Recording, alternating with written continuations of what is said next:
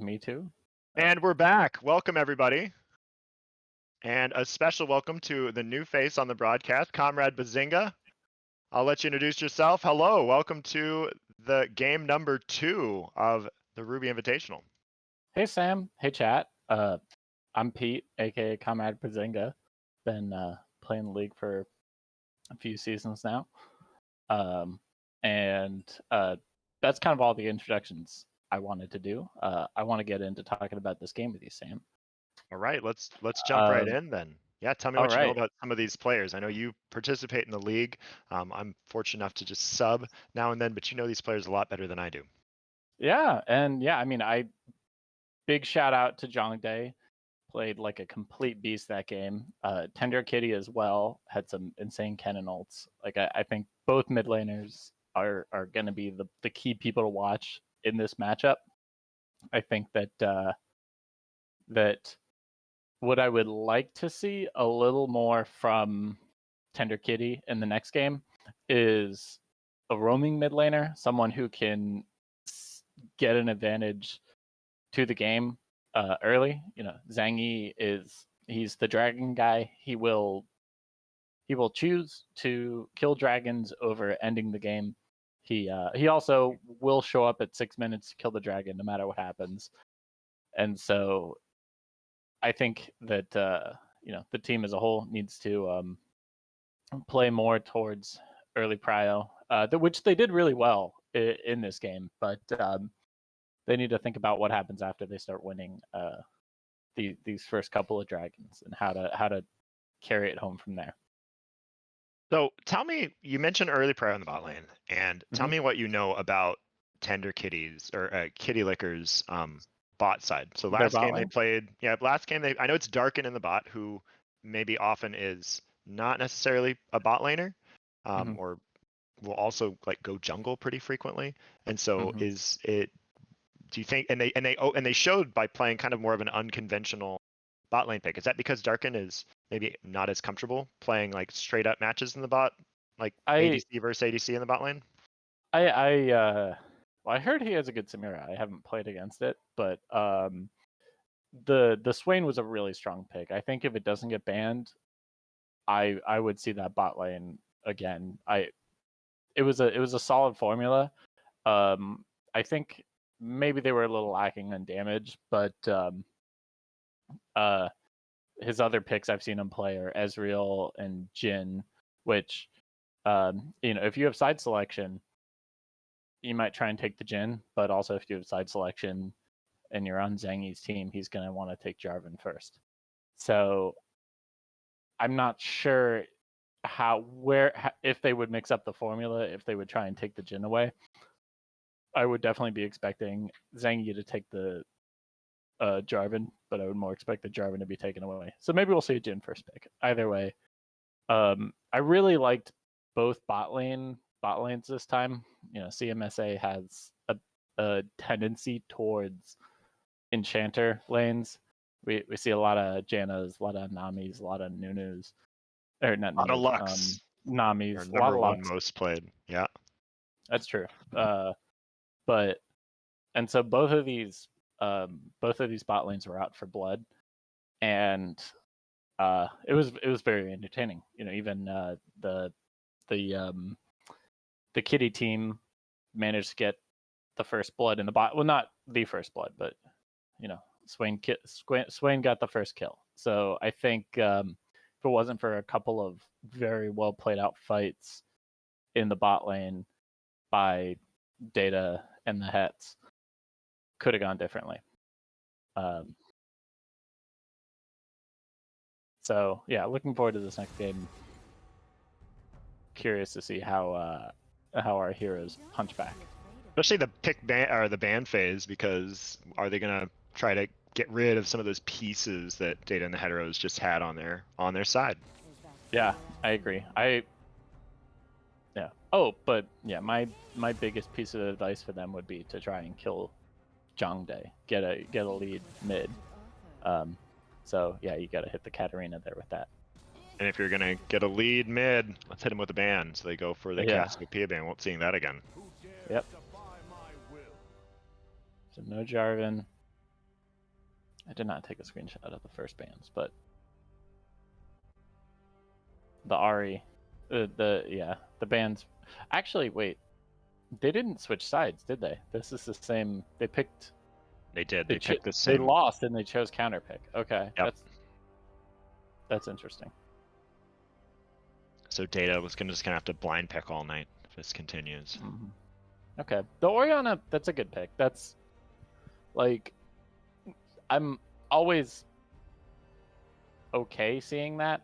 You know, she might blow up Yuri to carry, but right, can play into a lot of different matchups. It's pretty safe. Yeah. As a first pick and does a lot for your team. Does a lot, yeah. She's reliable. She's a bit of a journeyman kind of champ. And I'm very excited to see Nico. I hope that we see some trickery out of the Nico on the side of Kitty Lickers. Me too. Okay, this is the Zangy pick I was expecting.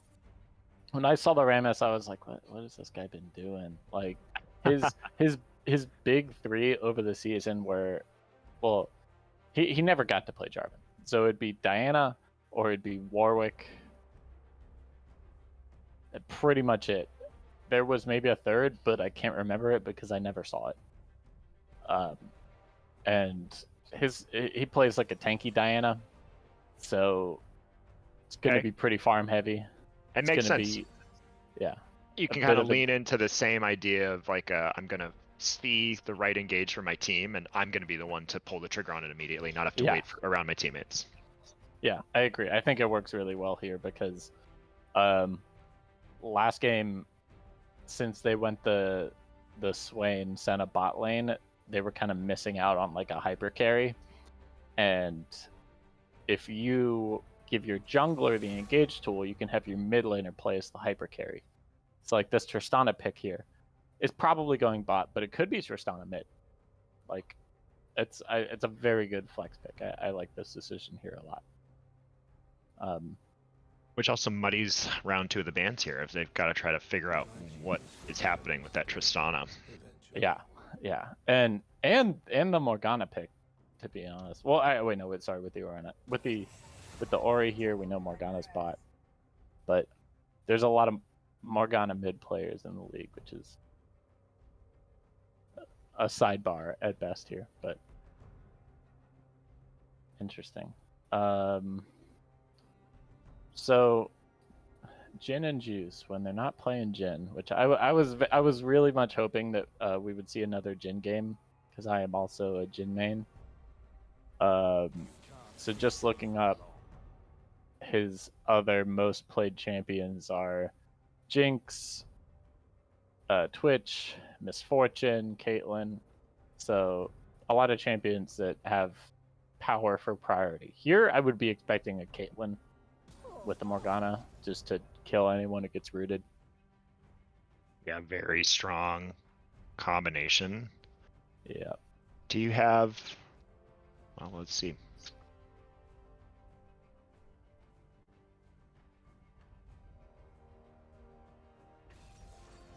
Melio. Not showing it. Okay, Melio. Interesting. So, yeah, okay. It's going to be Nico mid. It's going to be Tristana, Melio bot. They're giving counter pick to top lane again. This seems to be the strategy they have is just prioritize counter pick and a winning lane top, which didn't pan out for them last game. Hopefully it looks better for them this time. But honestly, if I see another hole breaker, I'm going to be making fun of Poggle for it. You get a team of 5 team fighters versus a team of 4 team fighters. You got to show up. Ooh. Misfortune Nocturne. This is not... I feel like this is a big departure from the team composition that we saw Vader and the Heteros run in game number 1. Oh yeah, it's 5 new champions. It's probably... Are people still playing Nocturne top? Is that a thing at all? Like, it's probably Maokai top, but... Alright, so here's what they have. Sam, do you have any opening thoughts on this comp as a whole? So I always like to look and see what synergies I can notice and like what a team fight would look like. I love how tricky that that the kitty lickers can be with their engage. I think Diana offers something that can come from angles, over walls, or just straight flash engages. And of course, you've got Nico on the flank. And so if you can get out, which means that the Orianna and Misfortune that are not as mobile as the carries last game, if you can get onto them, the team fight is over. There's not any damage outside of those two that are going to be near each other. So I'm really hoping that Kitty Lickers can find some way into these team fights to attack data from all kinds of angles. That's a good point. I agree. I think that that they have some really Data and the boys have picked a 2 damage comp or a 2 threat comp, and so yeah, you got a lot of tools to get on them. My first thought was Nocturnal plus where is the Maokai ult coming from? Where is the Orianna ult coming from? Like, this Nocturne is absolutely terrifying. Late game, you can just be grouping up, trying to clear for vision. All of a sudden, lights go out. There's a bomb. There's a Misfortune ult. There's a Maokai ult. That's game. Early game though, I kind of favor. Well, I don't know. I favor the Urgot over the Maokai. I mean, it's a counter pick. He took it with confidence. Also, it's a tank versus a tank buster. But the rest of the map, I think it's going to be. Well, I think it's going to be most difficult for Nico into Orianna. Orianna just pushes waves a lot better. Yeah, so I'll be interested to see if Nico can find those opportunities to actually go around the map and make those plays happen. Because Orianna is more than happy to just put waves into your tower and crash it while you try to make that. To look. Yeah, she's fine waiting 20 minutes. She'll get her 2 items. She'll ult you for half of your, she'll ult your AD carry for 1500 damage. And just not worry about it.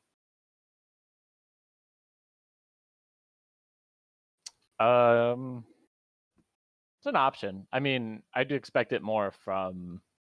You expect level 1 trickery more out of Data? Yeah, well, even given the Nico? Yeah, there's a Nico route. It's fair, it can catch everyone, but like Morgana 1 will find someone. I think the fact that Data and the boys are up a game and they 5-pointed last game, like they're probably not in the position to start like making many changes. So I think they're gonna kind of play out their strategy the same as the game before. They're gonna farm up. They're gonna get gold on their carries. Spoons is gonna be looking out for his bot lane.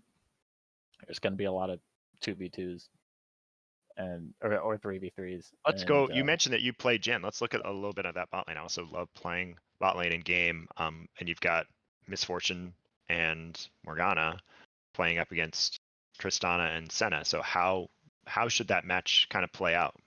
So yeah, that is going to be an interesting match. Morgana, it's gonna come down to the Morgana. It's gonna come down to like if Morgana can land roots, then she will set up Misfortune to chunk out the AD carry or the support. But if Morgana can't land her Qs, if the Tristana and the Melio are playing in the wave, pushing out, and like trading well, then it should go better for them. I think I would favor the Tristana in this matchup because in the Melio, because Morgana does not play well against enchanters. But I definitely think on a whole this is going to be a less I wouldn't say less exciting, but a less violent bot lane than the previous game. Right. Not obvious that we should probably go gank level 2 in the bot lane because they're going to want to fight. Both teams, not just more happy to sit back and wait for something to happen. Yep. Yeah. Tristana's in no rush to leap in. Okay, and we are on the riff for game number 2 of the Season 12 Invitational. Best of 5. Kitty Lickers trying not to go down 0-2 early. I believe in them. I mean, these are like. So one of the fun things about CMSA is, you lose game 1 in the day, and everyone has this attitude of like, whatever. That's our warm up. We'll shake it off. Like, you know, there's a good group of people here who I would honor everyone with tilt proof if I could. So I think this team is back and ready for some action. Yeah, every player here definitely passing the CMSA vibe check. For sure. But yeah, so we got 5 points from both teams, which is smart, but also kind of boring. So now we gotta vamp a little bit more.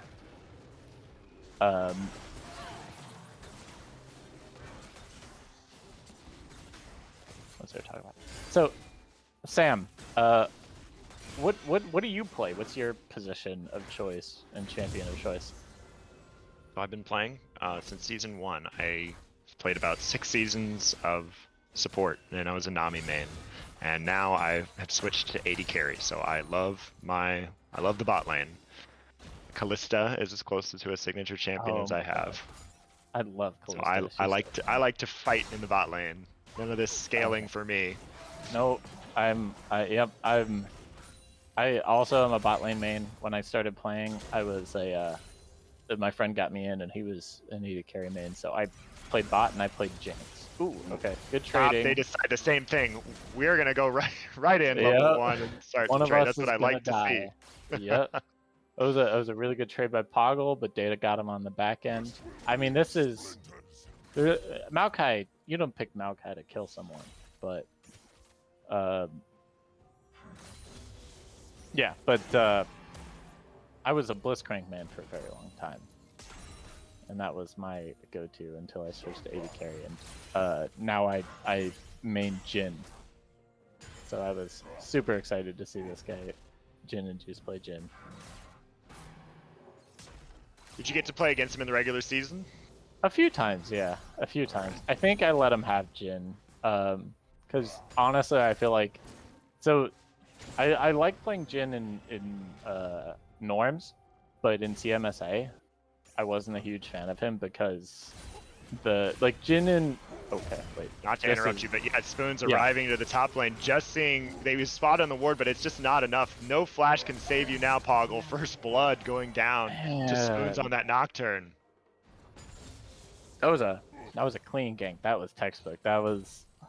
You skip a single camp, you show up, and you collect 300 gold. Like, well played. And now Darkin gonna jump in right away to the bot lane, onto Jhin and Juice, getting the reset, going back in, just damage coming out. It needs probably 2 more auto attacks, not gonna be enough. And now, rooted under tower, the heal comes out, bouncing it back, and now Jhin and Juice turns on Misfortune with a kill. But in the other side of the map, they're immediately repeat ganking the top laner. Poggle saving his flash, though, from the first gank, is able to get away from this one.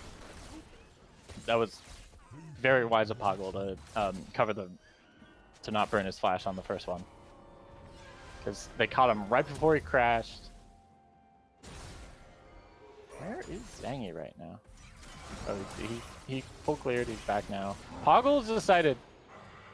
Wanted to jump in and find Spoons, but it was he was ready to try and turn it. It was a hero play. Didn't work out for him, but I admire the effort. Honestly, though, it's a lot of creep. Sadly, going to be eaten up by the turret. Yeah. Oof. Yeah. If this is solo queue, you'd be pinging like Diana alive, Diana alive, Diana alive. Question mark pinging as she's clearing her camps, but I mean at this point he's always gonna hit 6, he's always gonna have ult. You just gotta wait it out, you gotta play it out. Yeah, Zengi now clearing top to bot, maybe making a look at Dragon here shortly, as the junglers have opposite pathing. Yeah, it's good.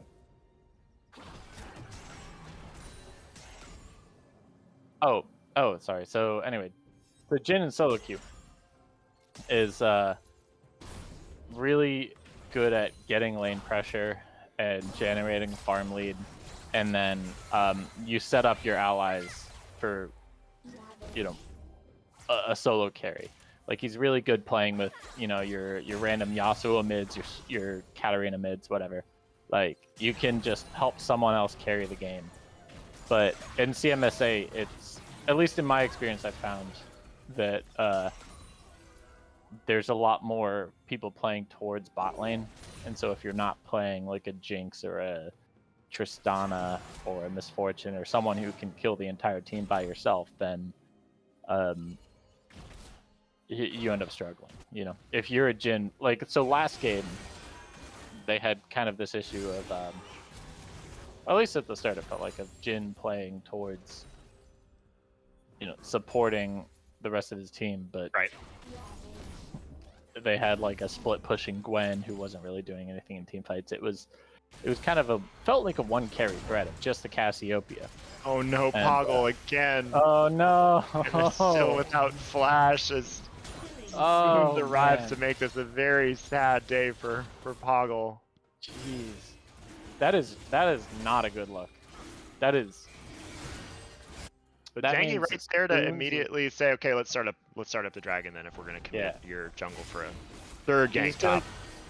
He's gonna get the dragon, but Spoons has 2 kills. Spoons has cleared bot to top and then killed the enemy top laner twice now. It's not gonna get easier as time goes on, I think. And he's had vision both times too. He's walked through that ward, but it's just it pushed up too far in the lane with too much CC and gank reception from Data's Maokai. Yeah, it's been very well played from Data and the boys. And unfortunately, Tender Kitty on Nico, 1 ult already down and didn't accomplish much against Zhongdae's Orianna. So we'll have to see if he can look elsewhere to make plays on the map if he can't do anything when all-inning that Ori. Yeah, and Ori's ult or Ori's flash is still up. Like, you know, I would hope that they can start looking mid. You know, getting a gank from Zengi, who's got flash, who's got ult, has ult. Like, you gotta catch Ori now, otherwise Data and Friends is just gonna collect Carol Kefriki. Or they just... Spoons paranoia right on the bot lane, trying to get the fear onto Tristana, but it's not fully connected. And Juice coming up, trying to put the damage down, but it's too much split as Morgana's Dark Binding goes wide, and now there's no kills going on the side of Data and the boys, call them. But they have to walk away. Yeah, that was very well played by Emilio. Like, pushed him off, you know, waited out the waited out the spell shield. Like, I thought that gank was going to be just a free 2 kills for the boys. So, well played by Darken and by Power Bottom. And now they're trying to make something happen as the HP bars are low enough. Darken going in, needs another auto. This set time says, I'm not going to walk into the turret. Frog's Dark Binding goes wide and is able to pick up the support. Darken now leaning into Frog, needs another auto for that one to connect, but now does get the kill, but dies to Jhin and Juice on the background. And oh, unfortunately, Frog, she's getting those double kills. Yeah, I mean, it's a Morgana. Correct. You know, getting her onto her power spikes is still good. But yes, it would be better for Misfortune to get the early kills. I'm curious what the Misfortune build is these days. Or were you gonna say? Right, the lethality or something else. I was just saying, and then during that, Zangy, continuing to control objectives, does have the Rift Herald now in hand. That was a very heads-up play. It was a very heads-up play. I was already looking towards Herald, expecting Spoons to go up there, but he just decided to opt for more kills instead, which is, I think it's worked out for him, especially with the reduced value of turrets, or of turret plating. Ooh, okay, no junglers on the top side of the map. Poggle's going for a trade.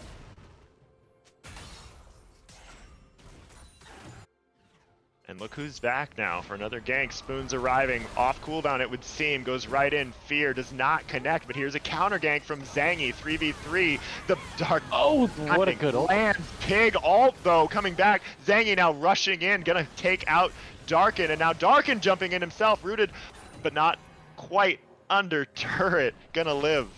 Here comes the Rift Herald.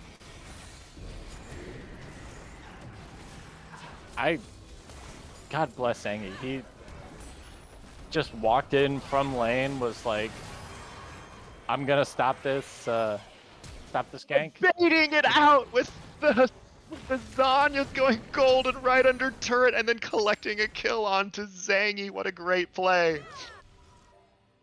Good individual effort there from Frog. See, I thought it was over. I thought the play was done. And then Frog just says, no, I'm Morgana.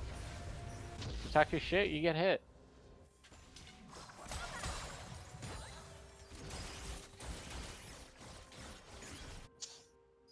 So we got less than a minute on Dragon. Any items built yet? Nothing. Well, oh, we got Yomu's for Misfortune. So she's gonna drop a huge ult as soon as Zhongdae lands an ult, as soon as Morgana lands a Q. It definitely has the support to get massive bullet times over the whole team. Oh yeah. Yeah, if I was on the Hoggle trying to continue to trade into this Maokai when he knows or thinks that it's a 1v1 fight, but that HP bar of Data is pretty large at this point. Yeah, I mean, you're down 2 kills, you can only, trade so well after that. But Paranoia once again sets into the bot lane. And again, Tristana able to just jump away. This time though, saving that fear and gets it onto the Melio, and so there's one down. Jin and Juice picking that one up with the bullet time. You got the mid lane and the jungle sitting here ready to react, but Zangy jumping in, gonna hit 2 there with the Moonfall going in. Spoon's already low, and there comes the flash from Nico getting a lot down, and it is a clean fight from Data and the boys, picking up so many kills on the backside of that.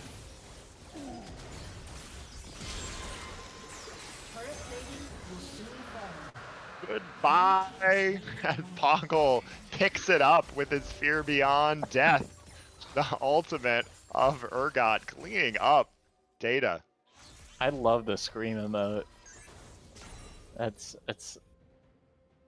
so good, especially for Urgot. The chains going across your screen when he ults you. Like, I mean, I hate it when it happens, but I'm also like, this is neat. This is very funny. Send him right into the wood chipper, huh?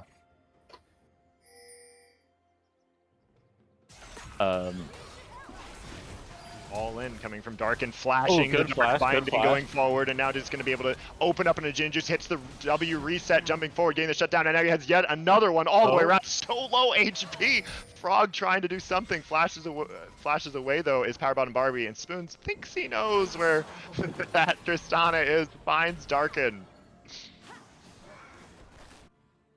I don't disagree with that play. You get the shutdown on Misfortune, like when you play Tristana, you're DPS, sure, but you're an assassin.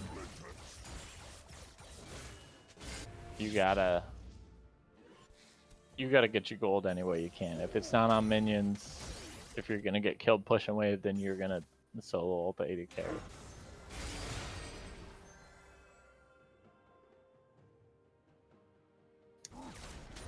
So where is this game heading next? Now it's been a lot of kills. You've got already a 4K lead for Data and the boys.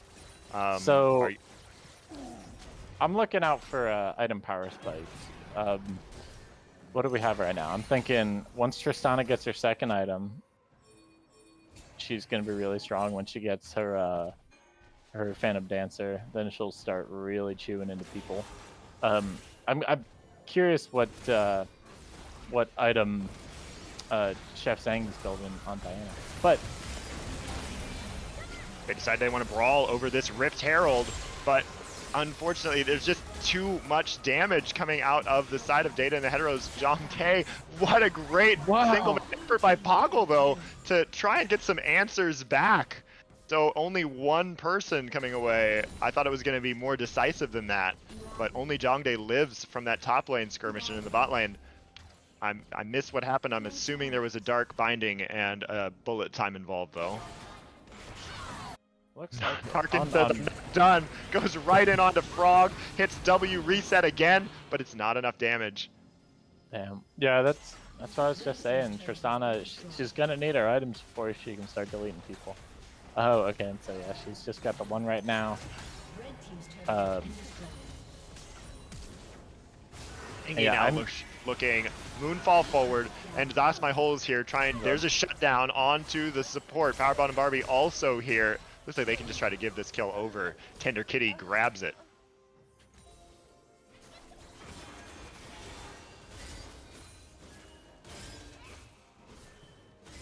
Rift Herald killed, but not picked up by either side. So we won't be seeing that. Come on, guys! It's been 2 years. It was probably a clutch smite by Zhang then because. Or wait, actually, no, Poggle got killed. So it's probably a clutch smite by Spoons. On the back end of that.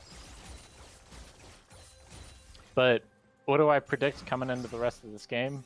More blood for the Blood Throne, mostly.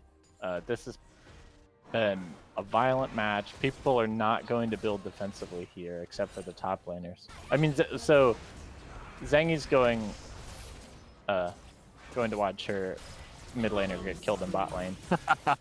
But bye. But yeah, Zhang's probably going tank Diana next. Oh, this is exactly the play. Barbie, that's the combo. You can't get out of there even using the ultimate. It's just not. It's not quick enough to even come out, given how much damage there is. Spoon's flashing forward. We'll get 2 now for Data and his team. Man, yeah, that's tough. It's like you go Melio, you go for the ult to peel your AD carry and your other team players, but if you get caught there, you just kind of shrug. Well, and you said it in Champion Select that this Nocturne was going to be terrifying, and it seems like off cooldown, this Nocturne has been terrifying. Already at 6, 1, and 7, he's everywhere, and it's always been a kill. With his ult, or seemingly always been a kill with his ults, especially now that he's got this big lead. Tender Kitty trying to go in on Orianna in the bot lane. Zhang though is and he able to stay alive. Well played by Tender Kitty on Eco, and now it's gonna pay for it. Can he slip away? Not enough. And now Spoon's just unloading this whole team there onto Chef Zhang as that Dark Binding lands. Man, that was a frustration play. That's another Ruby staple. Is you're like, well, I'm down. I gotta try and 1v1 here, get some gold back, but the 50-50 odds never work out in your favor, it seems.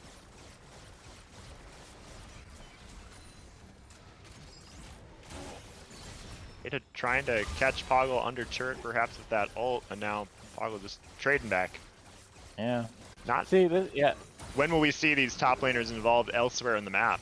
They both have their towers. We're 20 minutes into the game. Nobody's lost a tower. Like, gentlemen, you don't have to TP back to lane.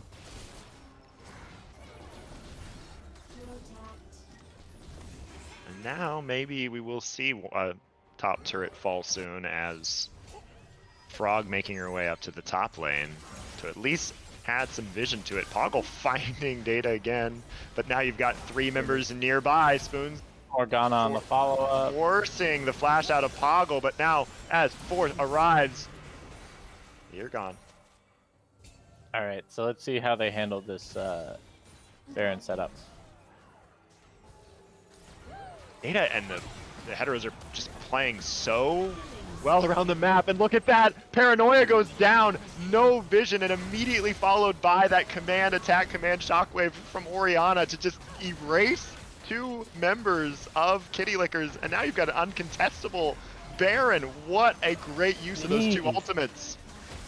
Yeah, I guess you don't need to set up vision around Baron when your Orianna just walks into them and then you kill everyone.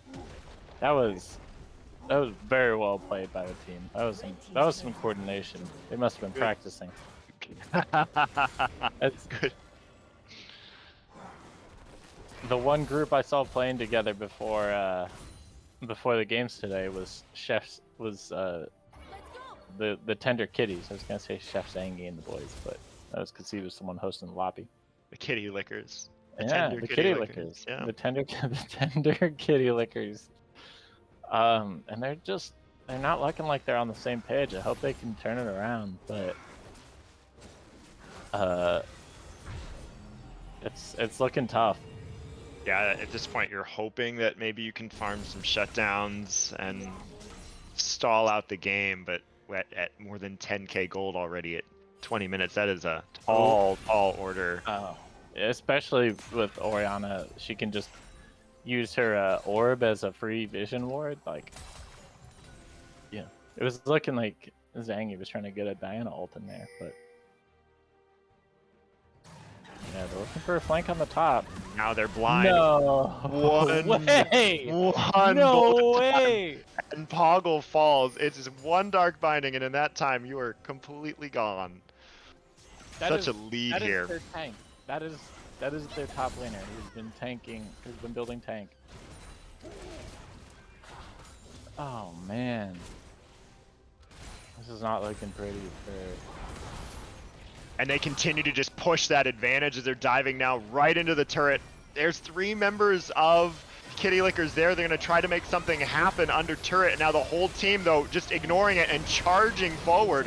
They're really looking to push this in all the way into the base of Kitty Lickers. This Misfortune and everyone just pushing forward. Poggle back up. Can maybe try to find something jumping in. And there is good play. Here beyond death onto that Gin and Juice, and so it perhaps slows down the push, but there's still things going on to these turrets.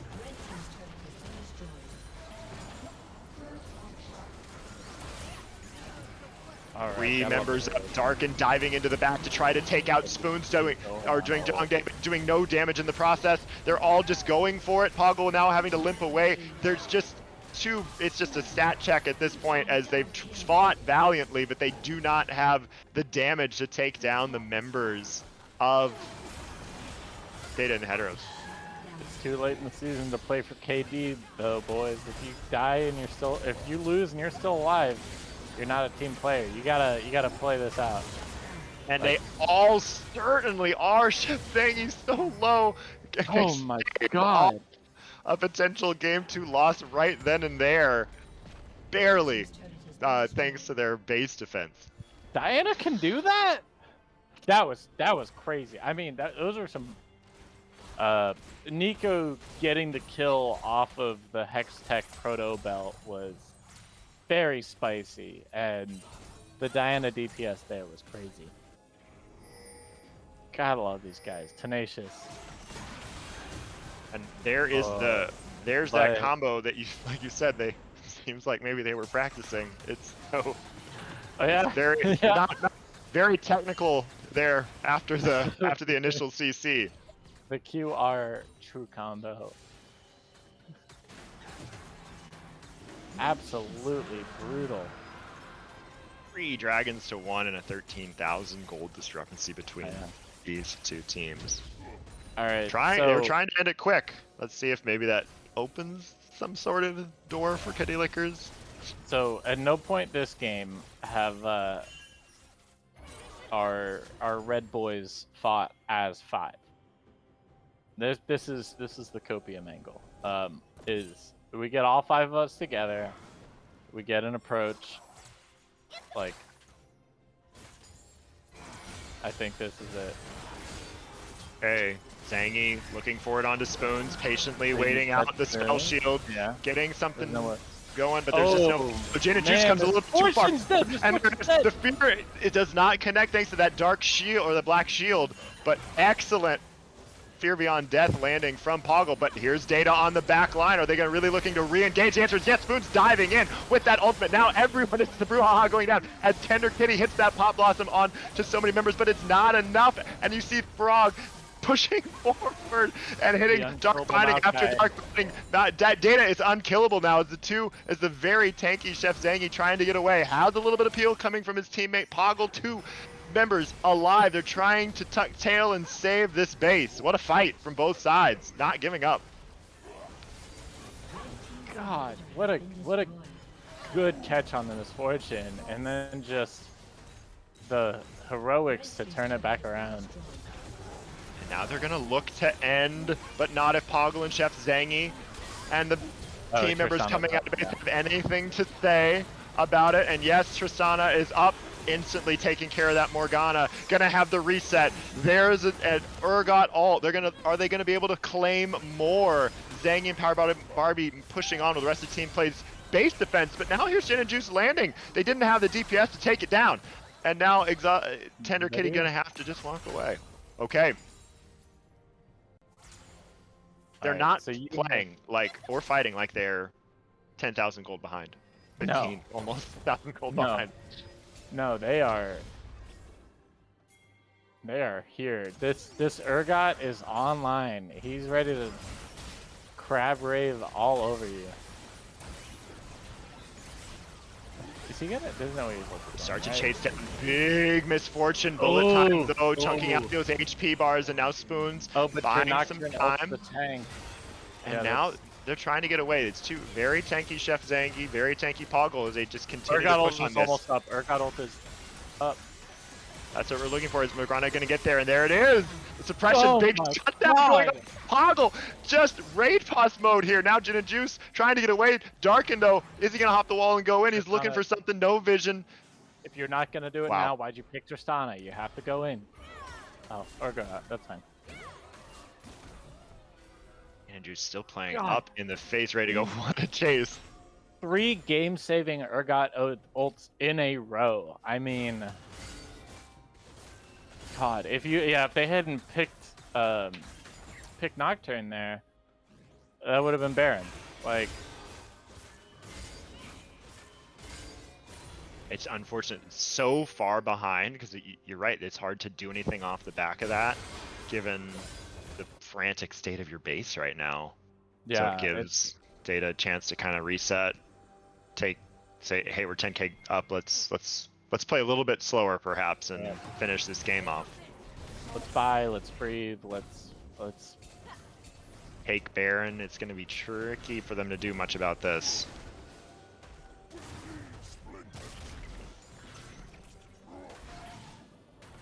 All right.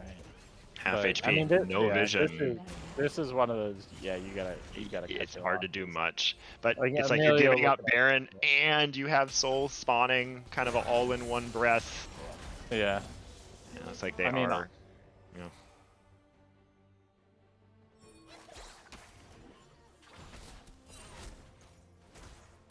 You know, it's like if you wait out drag, you can wait out for another like 30-40 seconds.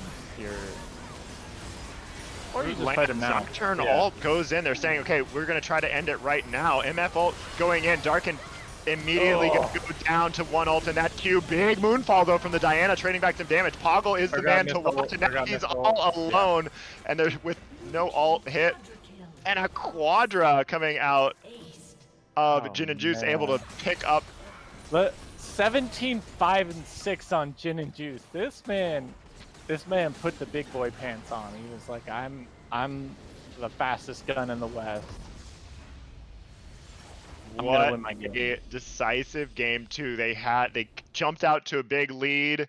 They tried very hard to end it early, pre 25 minutes, and the heroics of Poggle delayed it for a little bit. But incredible play from Data and the boys.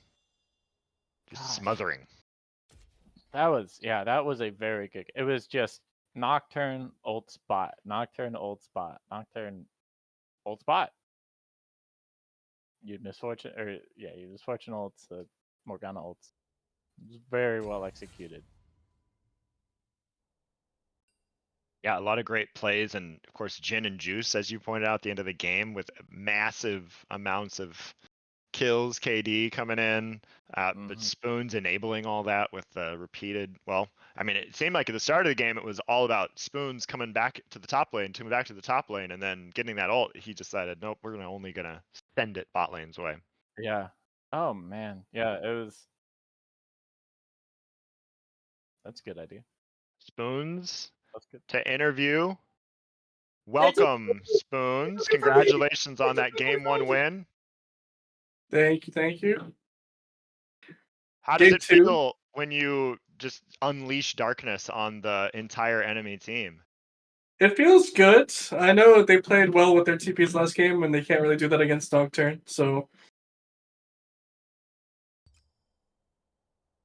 So, Spoons, what was the call on your first couple ganks top? Were you worried about Diana being there? Were you worried about her skipping camps at all, or?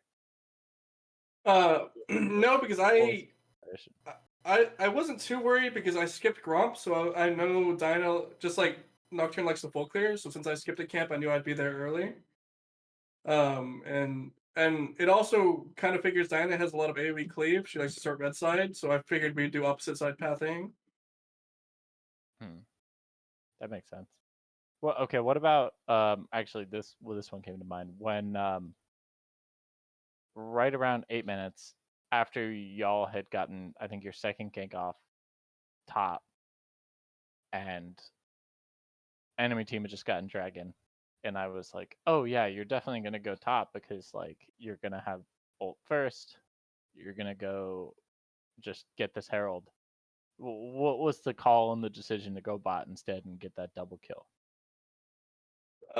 I know that Zengi is very objective focused, so it's a lot of playstyle about how I know Zengi's gonna play. I know he's on that dragon, so like I'm trading pressure and things like that. When I know he's gonna go for those early things. I know if my bot lane is getting pushed in, that he's gonna go for the drag.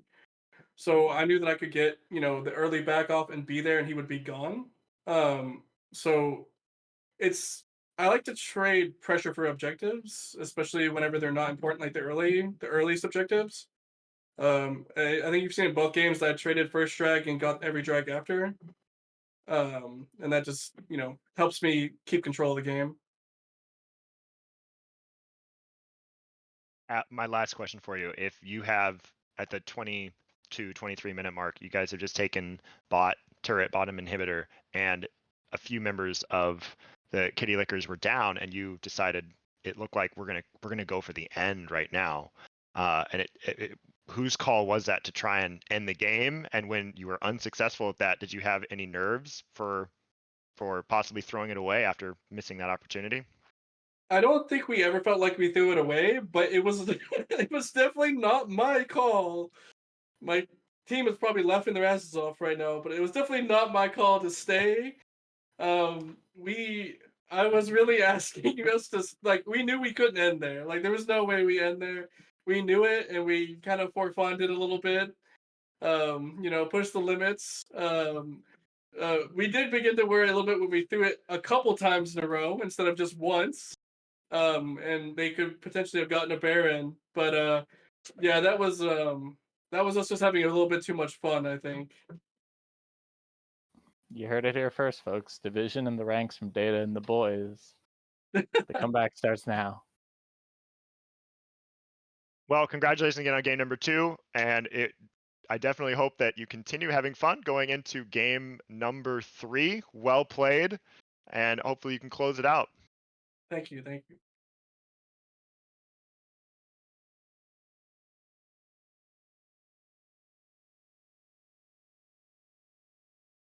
So as we get ready to go into game number 3, Comrade Bazinga, any last words on that game before I let you go? Well played by the bot lane. Oh, actually, yeah. Don't ban Jhin against the Jhin main. They're just gonna play a better champion. That's it. All right, Comrade Bazinga, thank you very much. Thank you. If we go to a game 4, we'll see you back. And we'll welcome back Lolly to the broadcast here momentarily as the players jump into pick and ban phase. I heard a woo. Lolly, you back with me? I sure am. I don't know if Welcome everyone can back. hear me. Thank you. Yeah, glad to be back. That was a spicy second game there, and I have lots of opinions on what needs to happen next. Oh, I'm ready to hear them, and I think these players are definitely talking about what needs to happen next as we jump into game number 3, pick ban phase. Yeah, I mean, I think that the one team that's winning with Spoons has just got more collaborative and consistent team comms that were like made to team fight, and they need to break that up, and they need to break up the different versions of those comps that are possible instead of worrying about like the individuals. And I really think that they need to choose first, which they've done this time, so I'm happy about that. I think I'm hoping that we see this will force a Jarvan ban here, probably by oh, okay. Yeah. So if the Nocturne ban is always great also, as someone who's never got to actually play Nocturne in CMSA, because it's always banned, I love to see that in the game as well. We're getting all my mains put out here. And then there is the Jarvan pick first, which is excellent. Love that. And this time that first pick Jarvan is on the side of Zangy. We're going to be seeing Jarvan on Zangy. No doubting that. The comfort pick for sure on here, which is very good to see. It'll be interesting to see. I think that that Nocturne does do quite good against Jarvan, which makes sense why that was banned out. He is being countered by Poppy though. So as that Jarvan tries to go in, Poppy, if around, that W will stop him from dashing.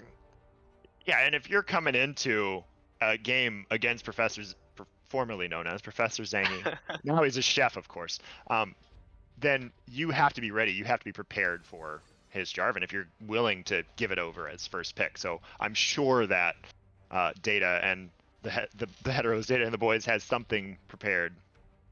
Yeah, I think the expectation there for sure is that they knew sort of that he was either going to play Jarvan or Diana, and the counter picks around those were what we're focused on.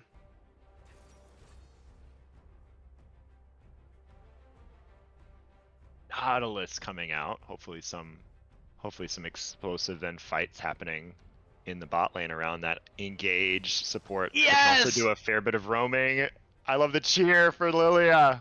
So this is what I was saying during game 1 that I wanted to see, right? So this is almost certainly the Slide Cat, Tender Kitty, Lilia mid specialty. Which love to see it. It's super bizarre pick that a lot of mid laners don't know how to play against. I think Zhongdae might have an interesting time here, but I would certainly ban his Cassiopeia and maybe even Orianna as well here. Yeah, seems like just such a strong champion pool and just strong play out of Zhongdae so far. Difficult to ban directly, and you called it. There's Orianna. Don't want to deal with that again. No. Especially with Poppy in the lane. And there's both of them. It's like you're in their ear. What is this? Incredible. The oracle I've here got of the secondary casters. comms. No, that's Okay. what I think that Jongdae's a strong player, but he does sort of like Zangy also have that crux of a couple champions, like we all do, right? Like, you want to throw someone off their comfort pick, you have to sort of ban them at least 3 times. And then so now on LeBlanc is Jongdae. So a different kind of look from those late game, very control-y mages onto the assassin.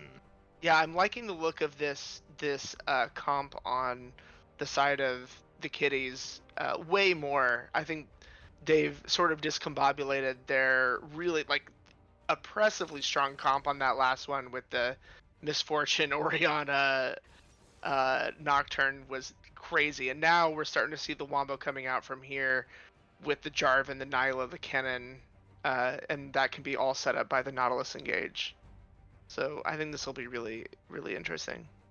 Definitely playing for a team fight here. You're not going to see top lane on an island as great as Poggle's Urgot was as he sat there and just farmed up until he was able to try to single-handedly turn the game around at 23 minutes.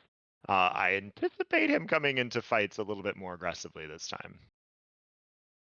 Yeah, absolutely. And then I think, there was a possibility there, though small, that the Lilia was a flex pick for this Kennen, but I don't think that they're going to switch it. I think it's going to remain Lilia mid, which I'm certain that Poggle can play it, but I think this is more likely.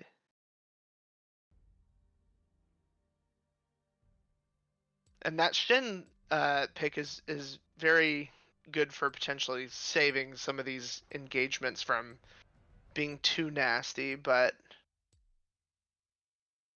And I was gonna say, like, you look at the side of, it's easy to see what Kitty Lickers wants to do, but when you look at the side of Data and the boys, what does their comp want to do, and how do some of their champions play into it?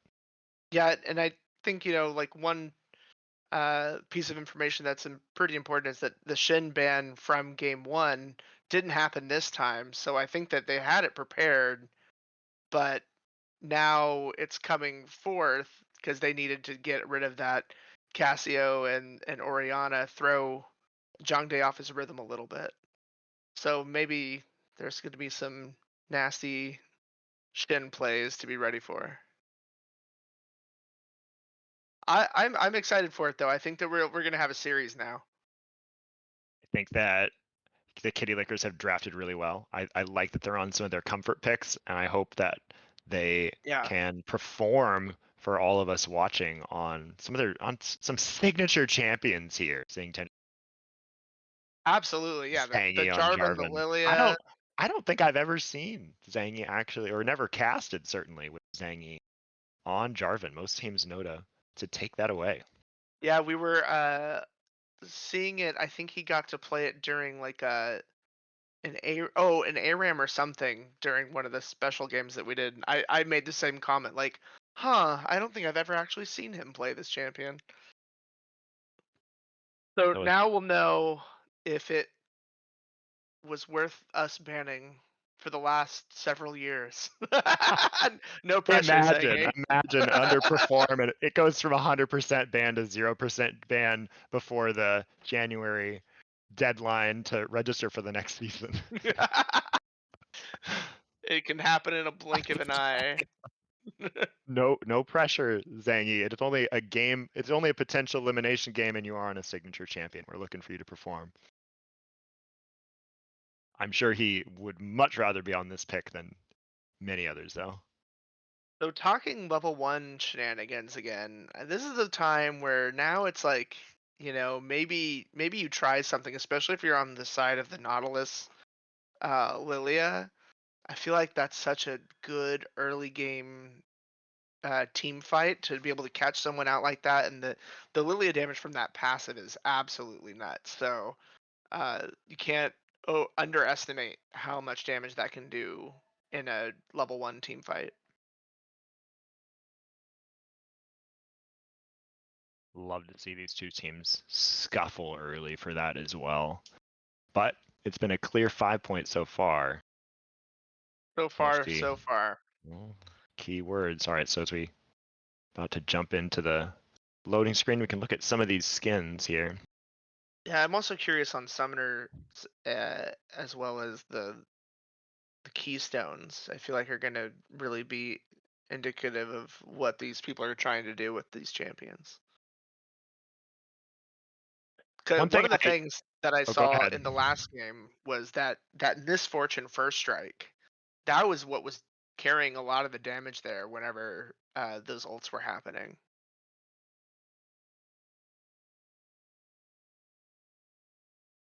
Yeah, just such a devastating kind of early build coming out of that Misfortune, especially when the rest of the team was snowballing as hard as they were. Like, just so valuable to go there. And here you can look at some of the summoners now. Comrade's got $5 at the first Jarvan EQ gank misses. I'll take that bet. This man knows how to play Jarvan, I think. And now flashing doesn't count as a miss. That's a successful gank because then the flash is down.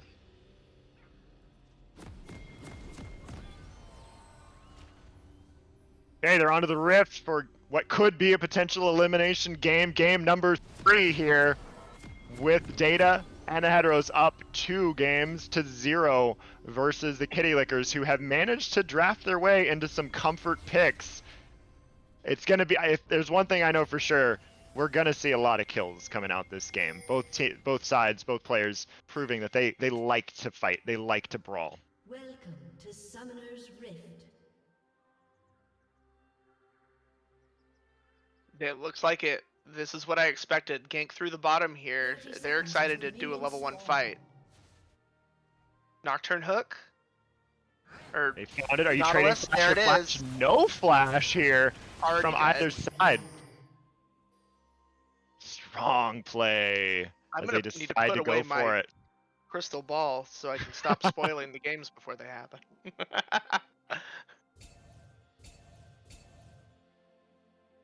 But yeah, excellent job noticing also that he was already dead, so no need to waste the flash on that. I think that was a cool way to think about it. Yeah, and Nautilus was our power bottom Barbie on Nautilus didn't have to. It wasn't an I see you, I'm gonna immediately and trade for mine. It was I'm just gonna hook you with my massive hitbox on Dredgeline. Crazy hitbox on that thing. I have seen it snap into place. Now Spoons is taking this Rammus style leashless birds first, which is great on Poppy as well because she hits them all at the same time. And this is so strong because now they're not sure if he started bottom, they're not sure if he started top. It's going to make for a really interesting potential level 3 gank on that cannon up there. But in the meantime, there was a potentially interesting level 2 gank. Zangi's looking for it. Now shows. Darkin goes for EQ! Nyla flashed away as Frog. And they're trying to pick up the last little bit on Jhin, but Heal comes out. And it is not any kills going over the bot lane. Just the Summoner's Burn. 2 Summoners burned on there is pretty great. We take those. As junglers, that is. I have no side preference. Still looking for another hook. Nailed it again with that one. Power bottom Barbie on a rampage with these hooks. Darkin's really excited about it though. It goes down. Darkin flashing forward, trying to pick something up, but didn't have the auto attack resets with Nyla to be able to follow. Power bottom Barbie missing the direct line. Is going to be punished for it as Jhin and Juice picks up the second kill. Wow. Very excitable hooks. You know, you want to go in on them, but they will punish you if you don't clean it up afterward. Already 1-3 in 3 minutes. And I think one of the explosive start was Kitty Lickers, but not in this direction. Committing Zangy to the bot lane early, getting the summoners, and then now both your bot lane members have died since then. And just very unfortunate, but I appreciate how aggressive they were to start this game. Kind of picking up where they were in their base defense last time, except this time not quite 10,000 gold behind. So having a better odds at it. Better odds for them here, I think. Oh, and we have Jarvan coming over here to look for a potential dive onto him. I would be surprised if he goes through with this, but it could happen. He's not going to take it. I don't know if he was actually spotted there or not. Yeah, and I think if they had maybe seen that the recall, maybe they would have been able to stop it, but all told, Data back in the top lane thanks to that teleport on Shen. It is so dangerous to dive that Shen on the tower, though, despite his... So Poppy ganked down here at the bottom.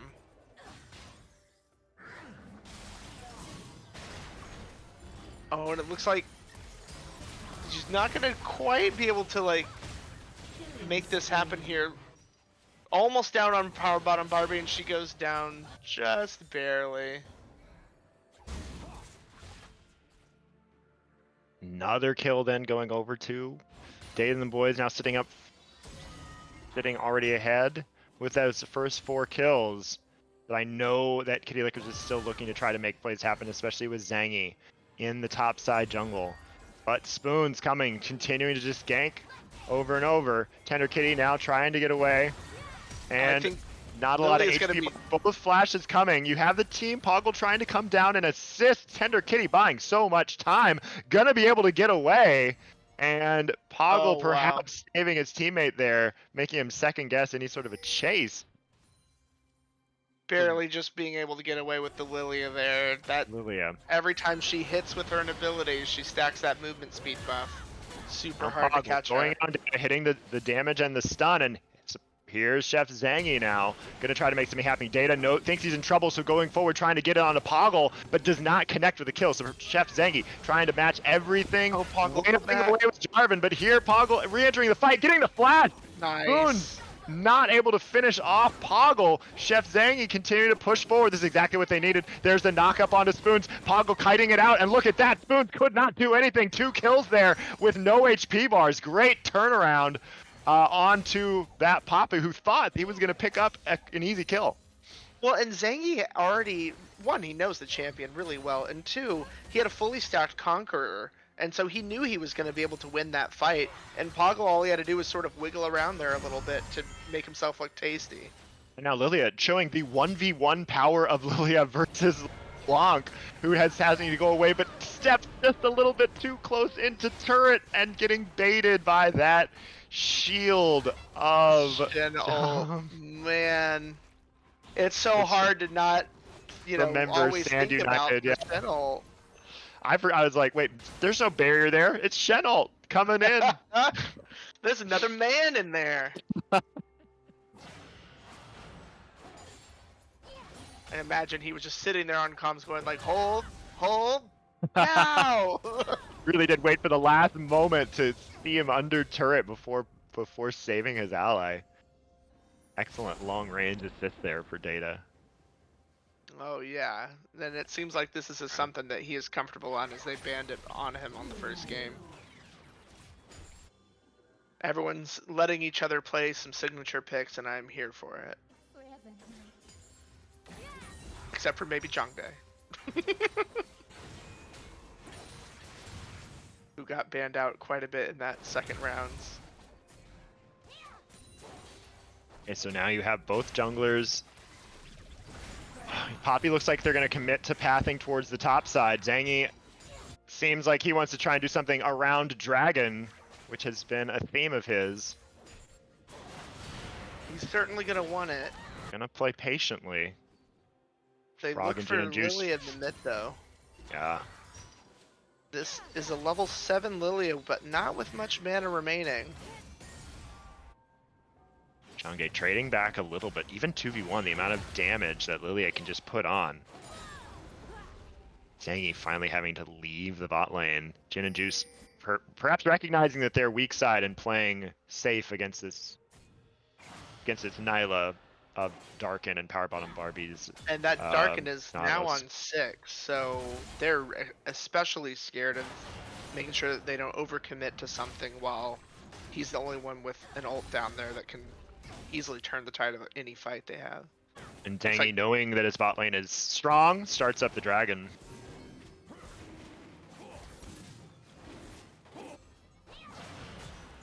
Looks like we have a gank on top here. Poppy just trying to make sure he doesn't go anywhere. I think this is Poggle going down. Well done, but it is going to be a dragon for Zangy. And the shutdown, look at that, 1v1, Tender Kitty landing the final blow onto Jongdae's LeBlanc as a Lilia. Don't say that very often. Well, no one's prepared for this Lilia mid, and I think that a lot of people just don't know how to play against it. It's the same thing that happens sometimes with top laners. A little bit more common to see her top lane, but in mid, you know, she's underestimated. My guess is he's maxing that E ball so that if it hits them, it's doing a massive amount of tick damage. Seems like every time the camera pans mid, Jongdae has been whittled away and is not able to fight on full HP, so that poke has just been furious out of Tender Kitty's Lilia. Yeah, and you can use the little dash on LeBlanc to dodge it, but then you're setting yourself up for that little snowball thing is not on a very low cooldown or a very high cooldown, so you can just keep spamming it. I'm curious to see if we see a Nocturne, or I keep saying Nocturne, the Nautilus ult down here on bottom lane.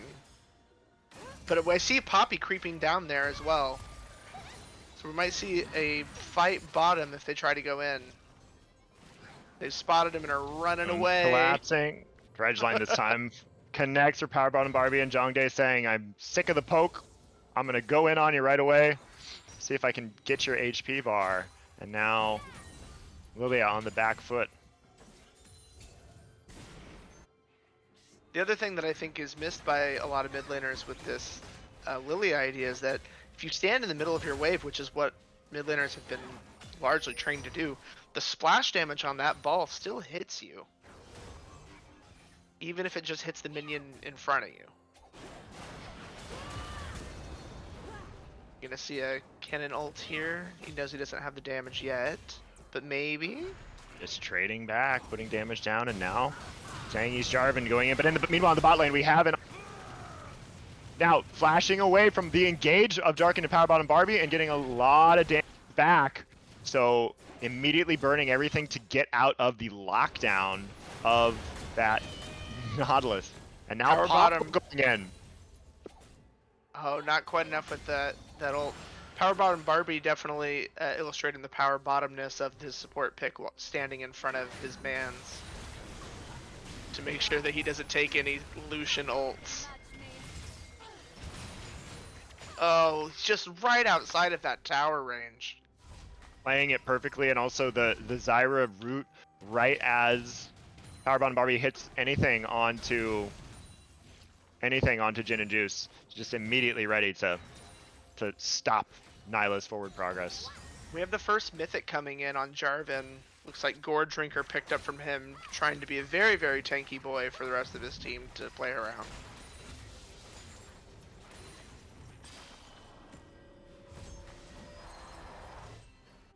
We're also seeing a 300 gold bounty on that Lucian.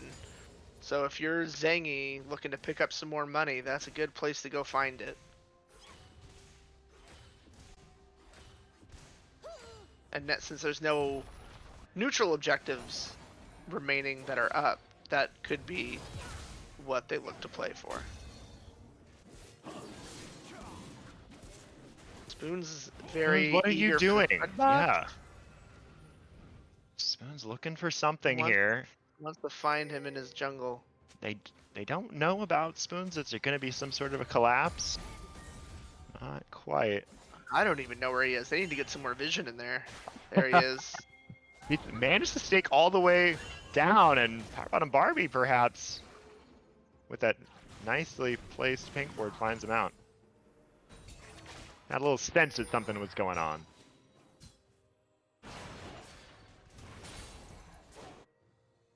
Yeah, Kennen understandably pushing in Shen the majority of this lane matchup. Shen's there for the ult mostly, and the later team fights. Dredge line goes wide. Zangy decides he wants to try something onto Spoons.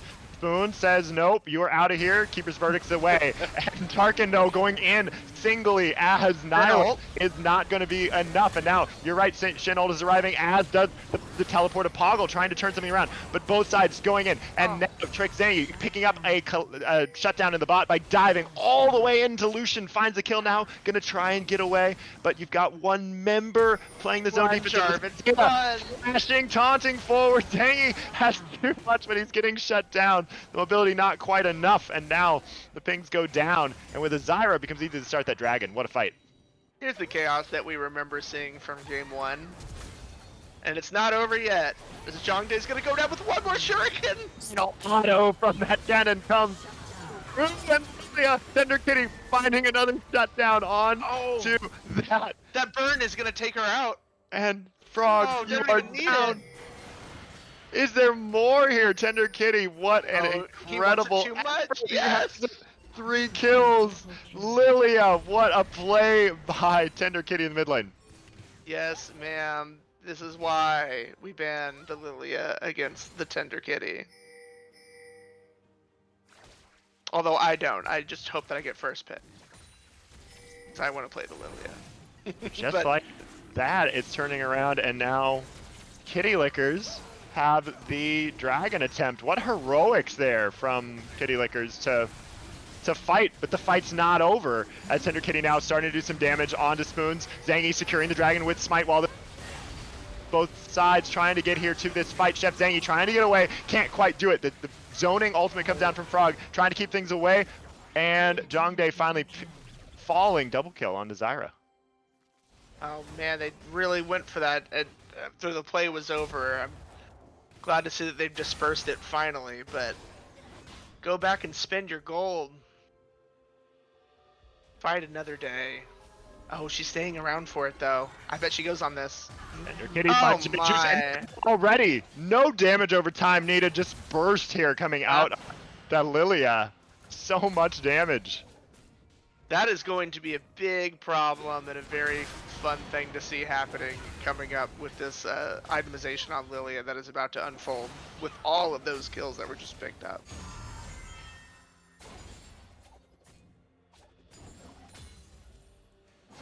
Let's see what they've picked up item-wise.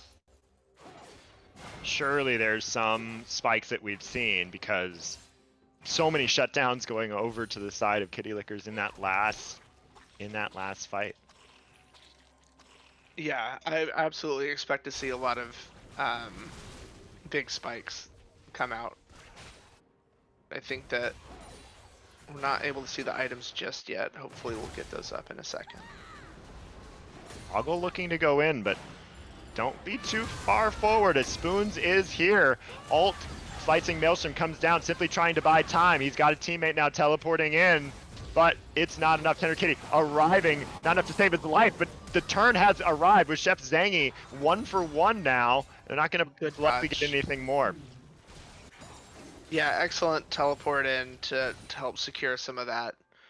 It seems like we've devolved a little bit into just mad chaos. We're not looking at the objectives as much as we were. Although the next Dragon and Baron is unclear. I think we've lost some of the objective markers, at least from what I can see. Hopefully we'll have those restored shortly. But regardless, as you said, objectives and planning kind of thrown to the wayside right now, as both teams are wanting to fight. Chasing and you them. had it. Yeah, they want to fight. It's in their blood.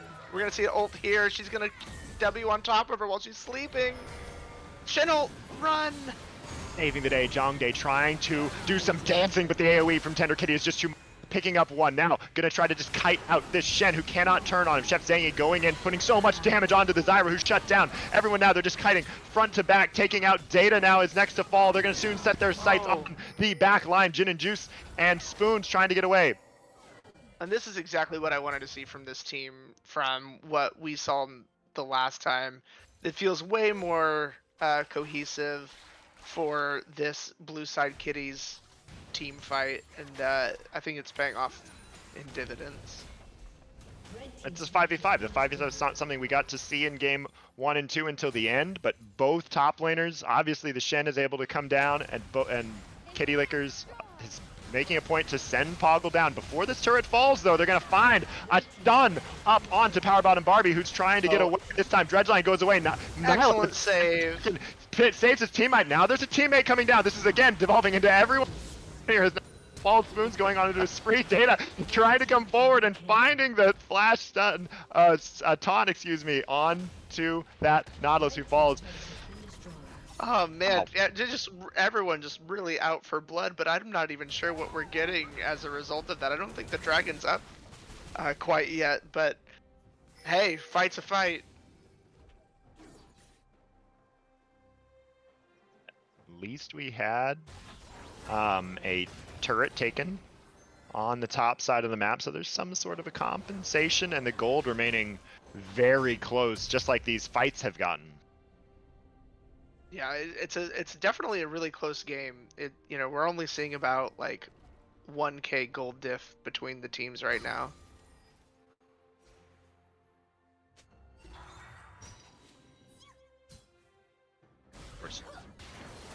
Just always looking. Oh, we're gonna get an ult here again. Here's a Shen ult again. Tender Kitty very much holding that for the last second here. As they continue on, I think they're going to continue to want to fight. The Kennen goes in with his ult, tearing through the AD carry. All ults down pretty much across both sides, actually. Now the dragon is finally able to be taken as a prize. It's a big collapse and a perfectly patient play out of the side of Kitty Lickers to just get everything darkened on that Nyla, just able to never stop auto-attacking during that fight, putting out a ton of damage while the rest of his team just locked up the whole fight. Well done. Super clean out of the side of Kitty Lickers. And just securing a third dragon. 3 dragons now. Here they are. 21 minutes and 3 dragons. And that's the Zangy special. Dragon.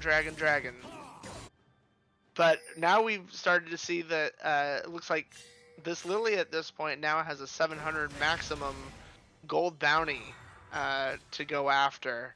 So they are going to be looking for her head. And Tender Kitty is a great Lily player, but there's a very good chance that he gets really excited about how powerful he is and tries to go in on something that he really shouldn't. And that's what I think they need to be get ready to pounce on.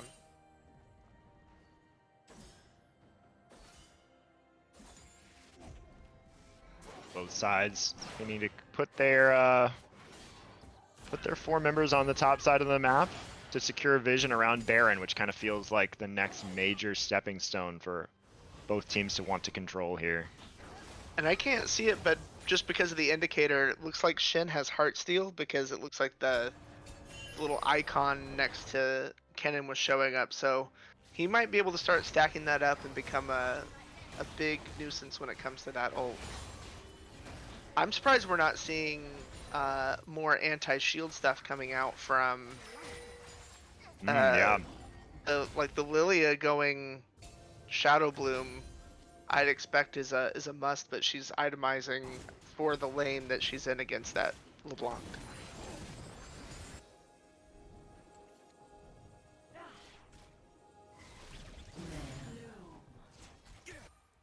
And if you excuse the option menus, we're trying to get the mini-map back onto the screen. I do see a Tender Kitty falling, getting that ultimate lullaby onto Jongdae, who is just kind of forced to run around trying to juke out Tender Kitty because slowly Yeah, losing it's his so HP. fast. Trying to run, but can't do it.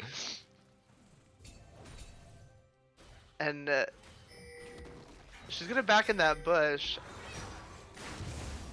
But Tender Kitty over here just trying to be a nuisance to as many people as possible as the team does the Baron, which is a perfectly great way to do that. They're bringing over Spoons, who'll be arriving shortly, and once they get news of that, they back off, not willing to take any sort of a 50-50 here on Baron. Both sides looking.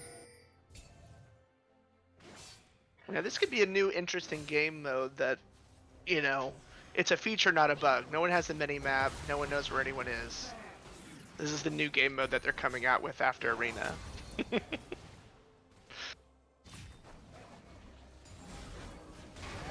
Spoon's trying to find some sort of a play on to Tender Kitty, but does not secure the stun. But Jin and Juice getting a big ult, which puts Professor Zangi low, trying to flash away. Poggle finding data on one side of the fight. Meanwhile, on the other side of the fight, though, it's being cleaned up by Frog and there's a Lily ult. Huge Lily ult. 3 people are gonna go put to sleep, and they go in. Nyla so much damage in those situations with the AoE. Perfect. And they find Zhangde. Zhangde's still running away from his life. He just wants out of there. And Lilia says, no, no, no, the deer chases you. Oh, one more. Is he getting out? Was he gonna find Oh, what an escape. Zangi and Darkin decide you can live for now. Flag? No, nothing for Zhangde. There we go. Nyla tried to do a little whip over the wall just in case. Maybe my whip is long enough this time. Okay. We have a teleport coming in here. I'm not sure if this is going to do much. Alright, Data is here. He just kind of wants to investigate. He's surveying the landscape. Is he going to catch? Oh, wow.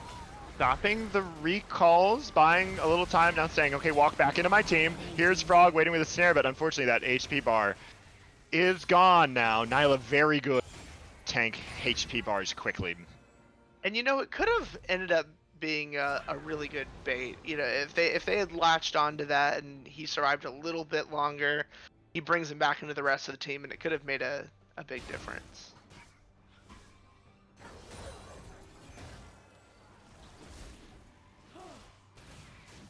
And now, here's Soul Point. Both teams not willing to let this go without a fight. So they're posturing around it, trying to secure any edge of vision or look for one good engage. You see 8 people on screen, which means there's a flank happening. Lilia hitting that big sweep as he goes godlike onto the back line. And I hear the cannon ult slicing Maelstrom coming through. And it just is a complete cleanup as all the ults play right on top of each other, 4 members down. And that shifty Zhangde's LeBlanc is forced to just get away from that fight. Really excellent team fight there. They're in a commanding lead.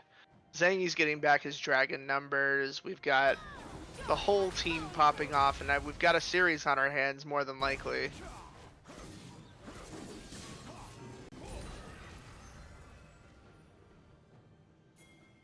Now Infernal here is the dragon. You've got the soul. And the Baron, they're going to be looking to siege up. It's going to be especially nasty on each of these members with that Infernal soul damage. So in order to stop this absolute train coming for their Nexus right now, I think they're going to have to be very clever about how they set up and ideally really get an excellent Zyra Q into ult setup for the rest of their team. If they can manage that. They have vision and they had no vision on that bush, and now it's gone. And just like we have been for the last few minutes, everything was dark in the jungle, but now that we're back online with our mini-map, we get to see it again. So thank you for sorting that out. Great job, production crew. All right. That was a fun game mode where we could see them for a little bit, but I am glad to have my vision restored. LASIK has... There were no spoilers allowed for the team fights. If it was 4 members on, you never knew where that 5th flank was coming from. You couldn't cheat by looking at the minimap, so it was... It keeps it exciting. Exactly. A lot of the times we look at these things with perfect vision. It's like, yeah, of course we would have known that if we knew where they were, but you don't get to see that all the time. So it was a humbling moment for us to remember. Just like the humbling moment that Tender Kitty is seemingly putting on all of Data and the heteros.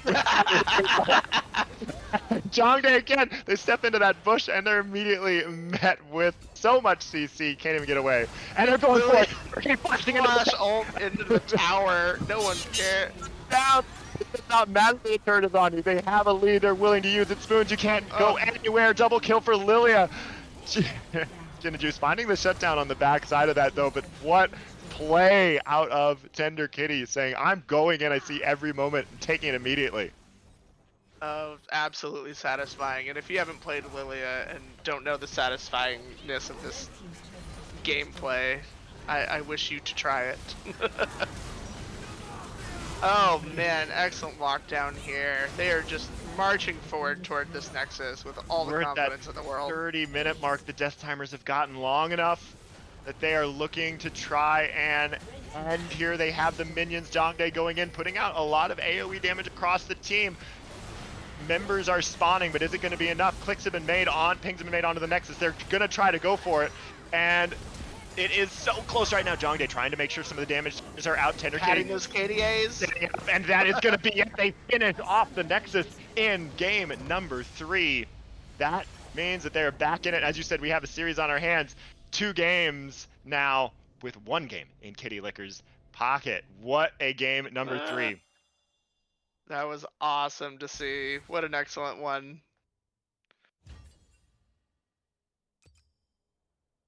What a team comp. I love that we saw the signature champions coming out of Kitty Lickers, and wow, they did not disappoint. I think that they're going to have to consider going back to that strategy of picking or banning some of those champions, because they were problematic. But it was great to see. You love to see a stomp followed by a reverse stomp. It makes it feel like it's everyone's in for it. It wasn't just one single-sided thing. Both of these teams have something to prove. Is there some player you'd like to see bring in here for a post-game chat? It's gotta be Tender Kitty for that Lilia play, right? Most damage, most kills.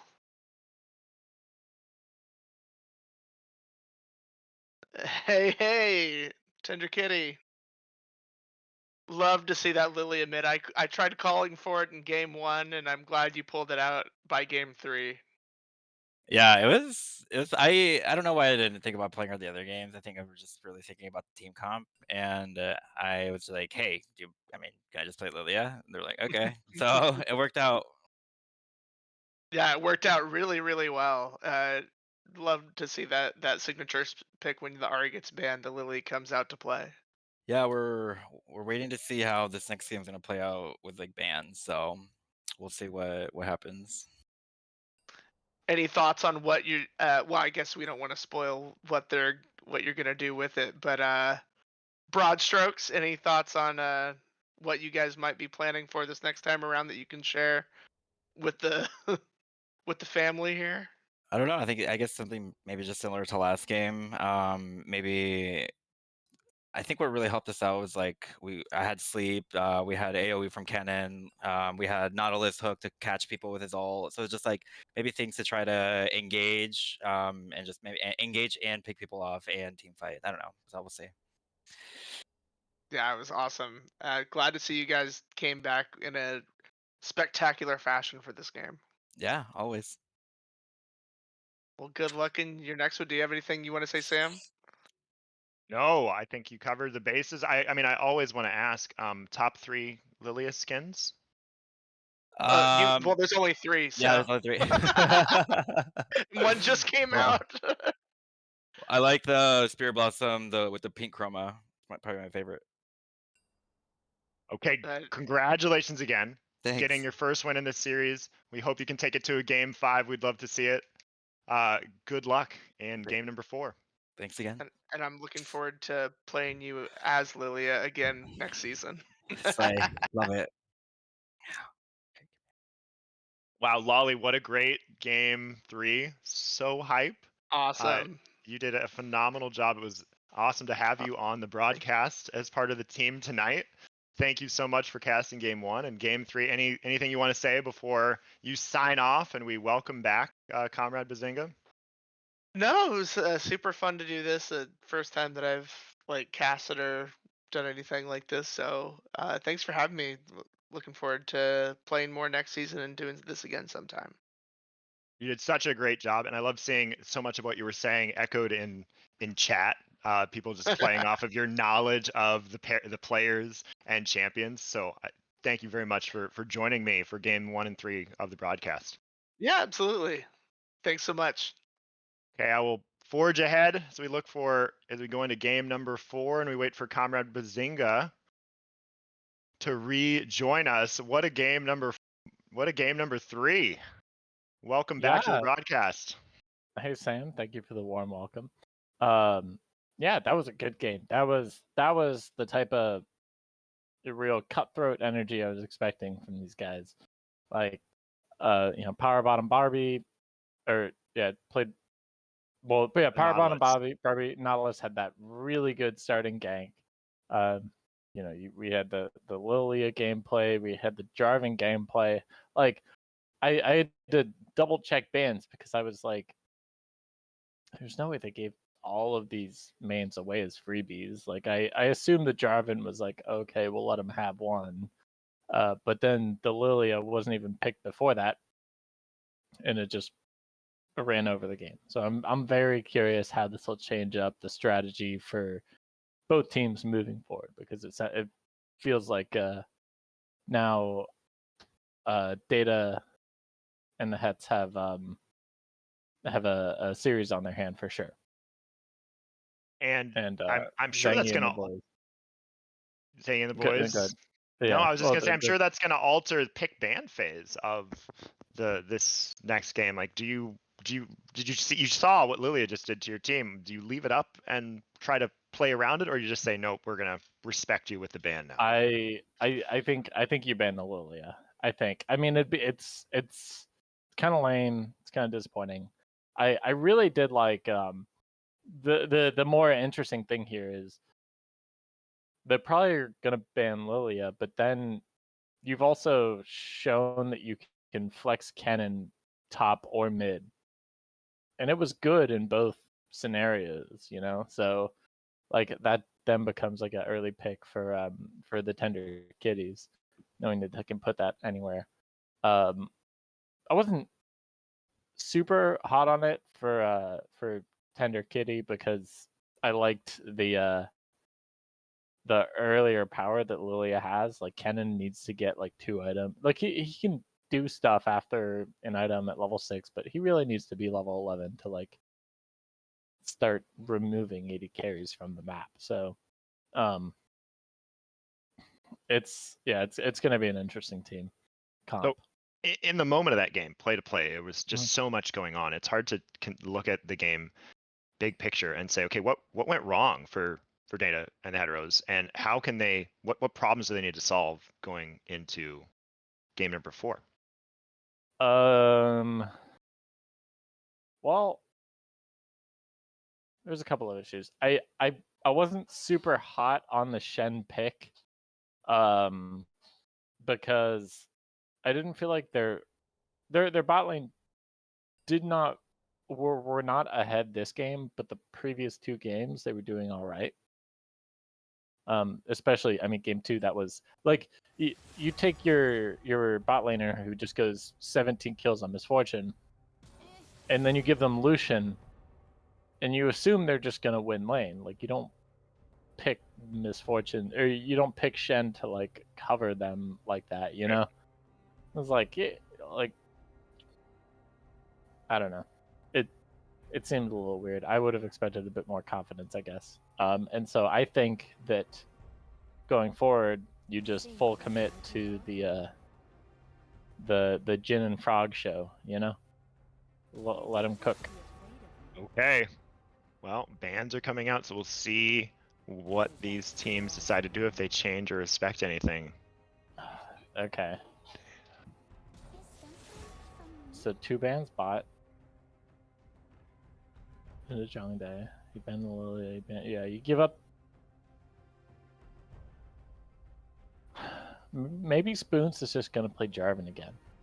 I think that's going to be the case specifically because Jin and Juice doesn't play AD carries that have mobility. Other than I think he's had some games on Ezreal, but like, yeah, you take the Jarvan because if you give up the Jarvan, then you need an AD carry you can get out of that, like Lucian. But yeah, so this might look a lot similar to it was the Seraphine that they That's been a ban. That was a ban last game, and now here it is. They let that through. Okay, so this is the interesting pick, and this is this is the power bottom Barbie staple. Power bottom Barbie, yep, on Seraphine. Yeah, I'm excited to see that because power bottom Barbie is like very, very talented at Seraphine, and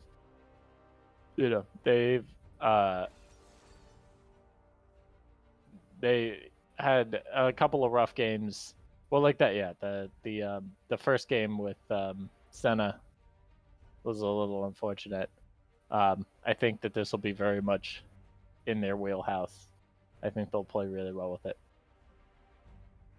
And this is one of those picks that I've heard about, and I've never gotten to see Power Bottom Barbie play their Seraphines. I'm so excited for this to come out. It's brutal.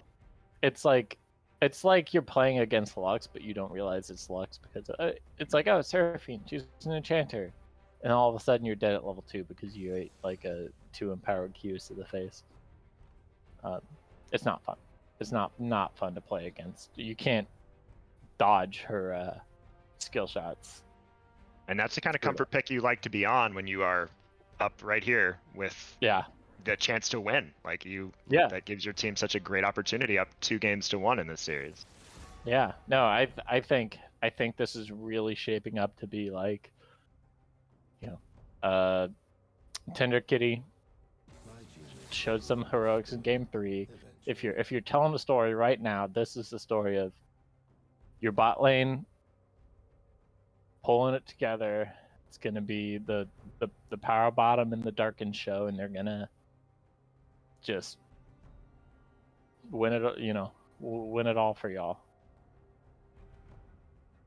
So outside of that, look at the tanky bruisers coming out of the side of Data and the heteros. You've got Jarvan, Maokai, Aurelion Soul. Lots of CC, engage, and damage. Late game damage in A Soul. I think after 30 minutes, that's a tough comp. After 20 minutes, that's a tough comp to play into. I mean, Aurelion Soul is, on a personal level, it bothers me so much because just the mechanics of he's just gonna sit there, he's gonna drop his little black hole in lane, and then he's gonna laser the wave, and you're like, okay, cool. It's like, that's fun. Good job, New Malzahar. But interactive 2023 gameplay from Riot. Yep. Yeah. Seriously, they really took the message on that one. But it's a very strong champ. He'll laser beam y'all hard. Ooh, okay. I do see Power Bottom Barbie asking the chat, what skin do y'all want to see for Seraphine? So, wanted to shout that out really quick. It's a tournament for the players, and Power Bottom Barbie is saying, I'm going to give the players what they want to see. Pick my skin. Pick my skin. God, this is just such a brutal comp from Data and the boys. Like, you got 5 team fighters, 5 AoE. This is they got their meat and potatoes. Just a matter if they can play it out. Ooh, Ashe Seraphine. Yeah, that's really good because Seraphine E is an ability that slows enemies unless they're rooted, or slows enemies unless they're slowed, and then it roots them, and it stuns rooted enemies. So Ashe Seraphine this was like the first combo that the people figured out when Seraphine came out, because Ashe autos slow. It's a guaranteed Seraphine root or her stun, and then you just tear them up. It's brutal. So I think this combo is gonna do really well. We're gonna Sounds see like a that's lot going to of be a really strong lane for them. Yeah. How does Kitty Lickers play team fight? Because it's easy to look at data and the heteros and say that is a massive AOE team fight that they want to do. How does Kitty Lickers play into this? I think this is the best 1-3-1 comp that Kitty Lickers has drafted so far. Like nobody like Yone can kill Maokai a lot better than Urgot could. Fiora as well, and there's not a aside from Maokai, there's not really a good answer to split push. Like sure, Aurelion Sol can sit in side lane and I guess eat the waves that get pushed into him, but like Fiora and Yone are gonna run past your black hole, and then they're just gonna kill you. Like late game, this is a comp that I think can actually do the split pushing goals that that they were going for in games 1 and 2. So play fast, get a lead, try and not engage in these fights as much as possible. I think an early dragon going over to the side of Kitty Lickers would help to make sure that there's no quick reaching of late game by data in the heteros. So hopefully they can. I think they're going to look to try and find one. And Zangy certainly has an eye for those. He's been at it every single game. I agree. I think that that Kitty Lickers are going to have prio early in their lanes, and they're going to use that to get some early dragons, and then as soon as Data and the boys are ready to start team fighting, we're just going to see guerrilla tactics. We're going to see like everyone spreading out. No, we're just farming lanes. We're we're flanking you with a Yone. Got a Fiora running rampant through your backline. Like there's there's some really, really good pick threats. Yeah, that can be a fight too, right? Big kind of messy team fights that are strung out where the AoE is not hitting multiple members or cannot hit multiple members. That's definitely what Kitty Lickers wants in these fights because they've got individual playmakers. If Yone can get isolated with targets, if Fiora can get isolated with some of these targets, they're going to melt through the HB bars of Data and the boys and really prevent the big AoE combo from happening. Yeah. I am worried seeing Zangy on Amumu though. Like compared to the Jarvan. Jarvan is a big early ganker. Amumu is not. I mean he's got tools, but like I'm worried that Zangy's gonna be farming to 6 and just tell his laners like, see you guys in 8 minutes at the Baron or the Herald.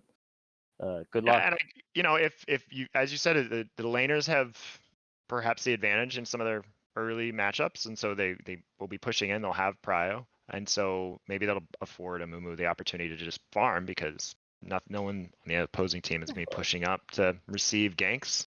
So definitely the quicker Zangy can get to level 6, the better for the Kitty Lickers. You don't want to see him falling behind. True. Also, you will have an Ashe to shoot some vision into the jungle. Maybe he'll be able to give his top laner a warning. Hey, Poggle, don't push up so far. Their jungler is going to 5 camp and kill you for the 4th time this game or this series. But we'll see. Hopefully both teams making some adaptations. And, it is interesting after seeing Kitty Lickers have success with the big kind of, as we pulled in Tender Kitty into the post game, he's like, we had success with getting picks and drafting for a team fight and playing more together. And now immediately following that up with, we're going to go with something that looks more like a 1-4 or 1-3-1 or something that doesn't necessarily want to fight. Yeah, it is going to be interesting. I mean, I can only think about how they were feeling after that win. Like I bet they're jazzed. I bet they're especially like in the top in the bot lane. Like I've seen Poggle play Fiora. Team Power Bottom Barbie play Seraphine. Like I think there's a lot of trust right now that they won with a couple of power picks or a couple of comfort picks, and now they got a couple more comfort picks, and they're gonna rock it. Yeah. And rocking it right away as they go to the bot lane, saying that invade worked for us last time. Let's try it again, but only a ward this time. Yeah. So then now Data and the Hets get to respond. They're gonna. I think they're playing rock paper scissors now on who has to put a ward on the red buff. Oh no, they're. Oh, looks like they were about to catch Poggle, but Minions have spawned. I think it was right as they had clicked out of the bush. He showed himself. Unfortunately, Yeah. could have been something. Could have been. Would have been unpleasant. Everyone's running TP now. That's interesting. I didn't see what the mid laters ran on. Oh yes. The first couple games, but 4 TPs. Lots of TPs. They want to be there for when to make plays or when their team has something happening. Yeah. Here we go. This time both junglers going top to bottom clears, and they're gonna know full well where one another start. Zangy started Q on Amumu. Like he was ready to fight. He was like, as soon as we see someone, I'm gonna do it. I'm gonna hit him. He didn't even want to worry about having to pause to level.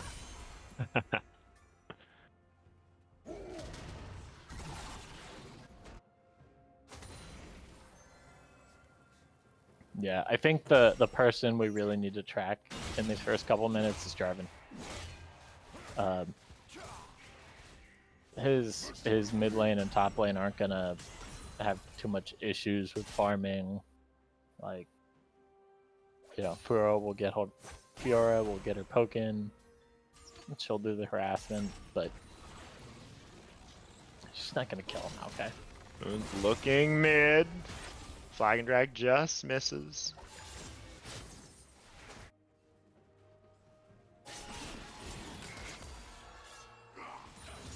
Have you seen Tender Kitty play this Yone pick before? Actually, yes. Yeah, he I played with him.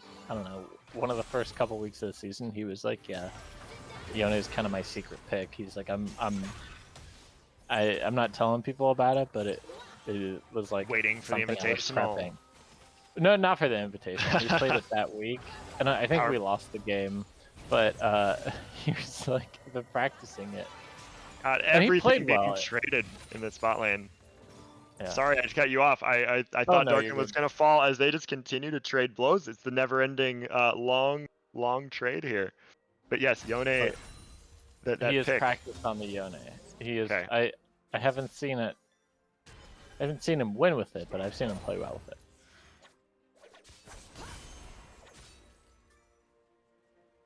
But yeah, the cleanse from the misfortune. That's just there for the Ash ult. Ooh, Spoons arriving for the counter gank. It's 2v2 brawl in the top lane. Zengi was ready for the gank and still. That's so trying painful. to go back in, make it 1-for-1. Can they pick up Data? Moving around, Data flashing away, not gonna give it that battle, but just gets it. Now Poggle, 1 auto, 2 autos away from the minion. From the minion, gets it. Oh man, that was the preparation. Was they're gonna gank us? We're gonna have our little sad mummy boy be here. All right. Sam, what's your favorite Amumu skin?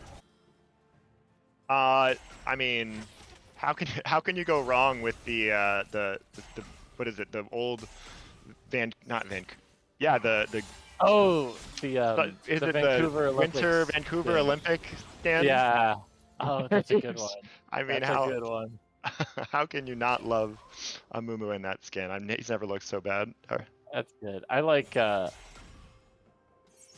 forgot about that one. I like almost Prom King Amumu. Oh yeah, another class.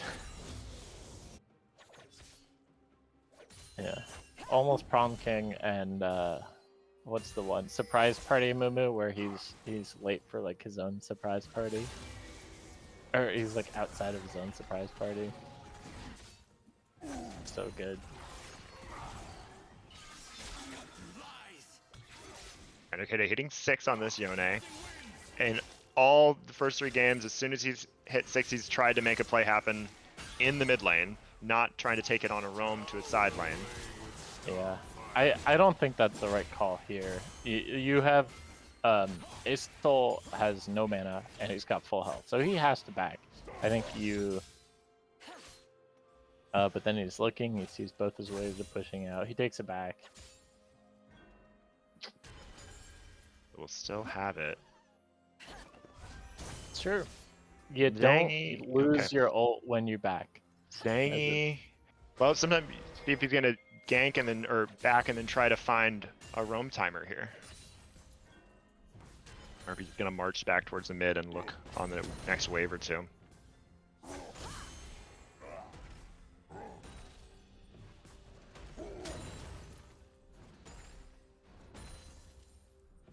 All right.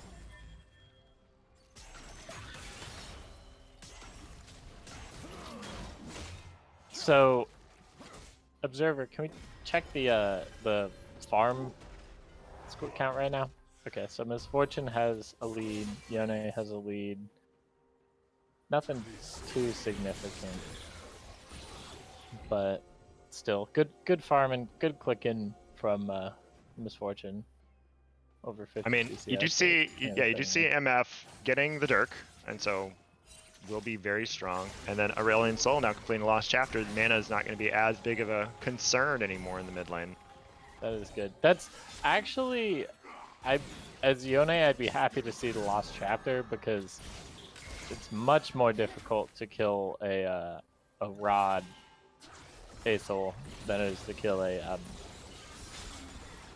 what was it, Leandry's Aesol. You know, that extra 500 health is a lot more to chew through. So seeing Spoons on the top side, they make the call to start up this dragon. Yep. Yeah, you got the prio, you have push in all lanes. I mean, you're almost at 8 minutes in the game, and I mean, Jevons had 1 ult, but ooh, good stun. I think Poggle's out. Yeah. Great by Poggle. There's Ashel, an arrow coming though, oh, as it follows up, just Oh. missing under turret. Missed it by that much. And first dragon going to Zangy's team. Kitty Lickers.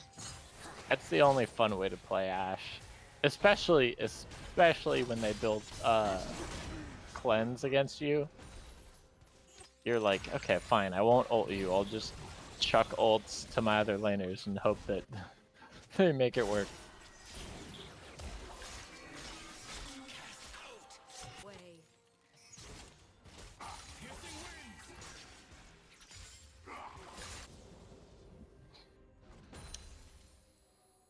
So, Herald's up.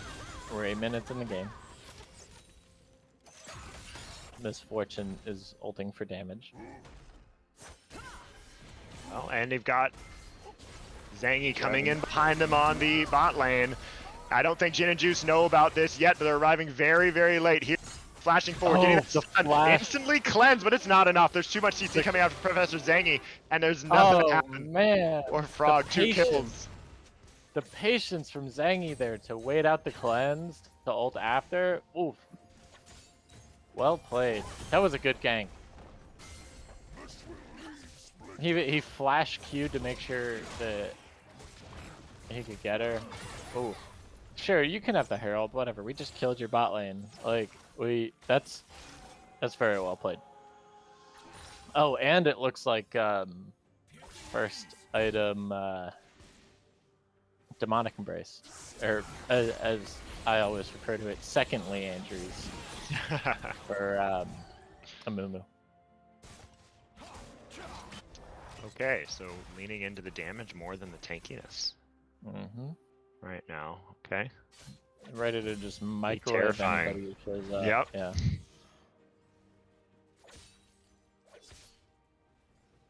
So, gold lead for the kitties.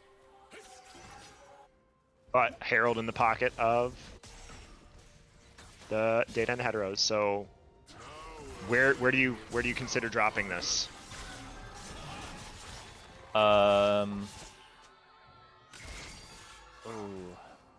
So I think you leave Maokai on the island. I think that's just kind of the plan. So then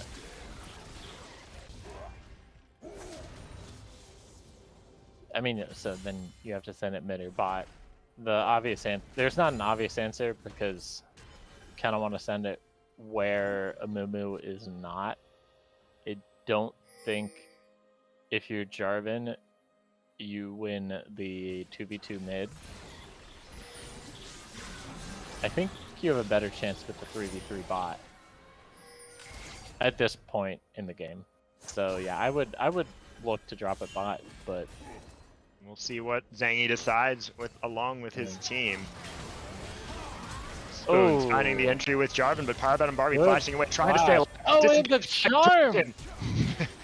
And now, finally is falling. Zangy's here, 1v3, but you've got a little bit of damage coming out. He's trying to pick something up, getting Jin and Juice, but now falling as he is low himself. Spoons picking up so much with that gank there. Oh man, that was... They bought a lot of time, but they picked a Data in the head's like a really good place to engage there because you didn't have damage on the way for 10 seconds. Like Ashe was having to take the long way around. She either had to walk into the wave and the team. That was rough.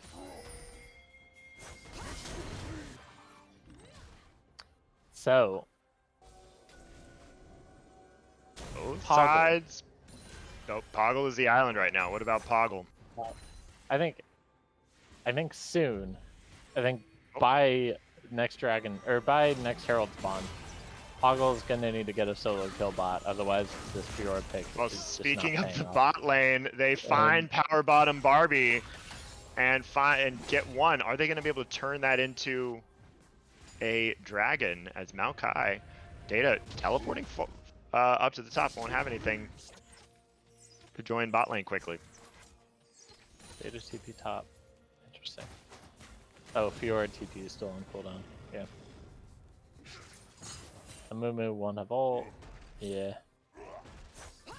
See, that's the tough part about Amumu is the ult cooldown is just so long. I feel like you have to go up.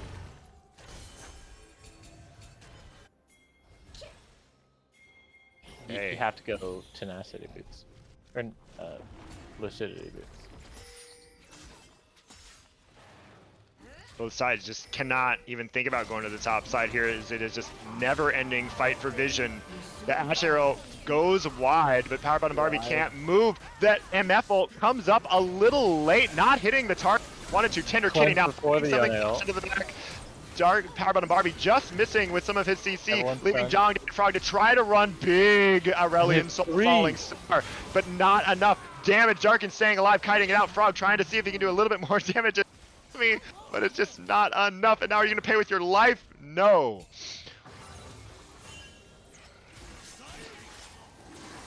That was wild. I thought that Data and Head had such a lead there. I saw a 3-man knockup with the Ace ult. And then I just saw all the blue health bars depleting. I was like, yeah. Well played by good, yeah. By Kitty Lickers, I was saying big win now to go up to that second dragon, making sure that this team that has an incredibly scary team fight doesn't have any assistance from the dragons as we go into the mid game, and some of these big one items are getting completed on both teams. Mm-hmm. The Mountain Soul is not advantageous for Kitty Lickers. I mean, it's a good soul for a lot of teams, but you know, it doesn't help them press the lead that they're working on right now. it'll give them some protection from poke, but I guess I don't know. When you're winning, you're happy with whatever soul you can get. Oh Darkin my just god! leans in and gets the 1 kill, but surely will pay with it for his life here. And unfortunately, the shutdown there going on to Zangy, who's there to answer. Dongdae winning, but not enough. Zangy comes in to make sure that it is 1 kill. What a great happening for both sides, as their junglers are just in time to make sure that the kills don't go unanswered. Man, that's it. It's gonna come down to lanes, but then whatever jungles can impact stuff more, get it done. That Ashe gameplay though, we didn't see the start of that, but we cut in, and Misfortune's running away, already at half health, and just getting clicked on. That is impressive.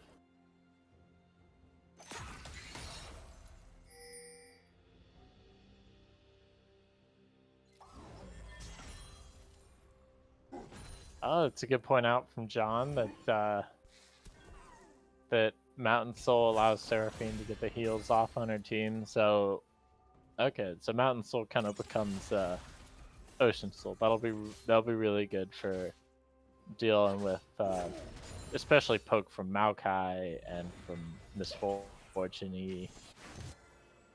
Arbon and Barbie then having the full opportunity to shine on the signature champ. I love it. Yeah.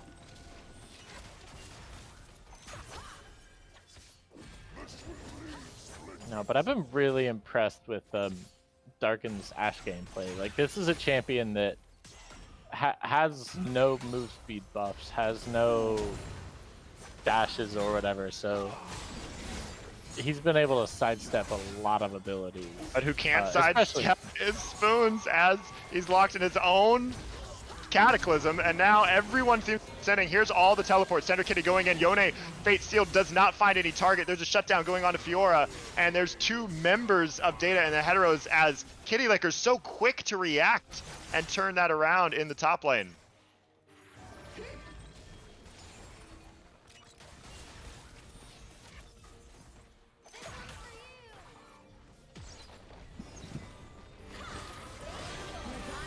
And now there's a big misfortune. The bullet time comes down. It's a lot of damage, but not quite enough. As Jin and Juice forcing the flash is powered by Barbie. They get darkened down. Well played. Oh, man. That is a mistake often made. I often make. Nami does a lot of damage for an enchanter. You see an enchanter, you expect like, you know, Janna or even Lulu. Like, Nami hurts. Yeah, she hits you with the bounce, the auto attack and powers. Like, Tender Kitty looking to see if they can punish Zhongdae returning to lane, and they get one easy there. Oh no, this is gonna put Zhongdae on such a back foot. And that's what you want, right? You said it in Champions, like, slow that Aurelian Soul down, push the tempo of this game. Don't let him get to late game quickly.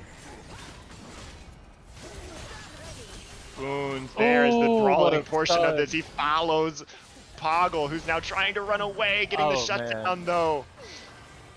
You can't continue the fight here. You need to back off. But wow, he bought so much time. He stuffed in Misfortunal, and then with that time, yeah, they get the second tower top. Yeah, you give up a dragon for this. It's fine.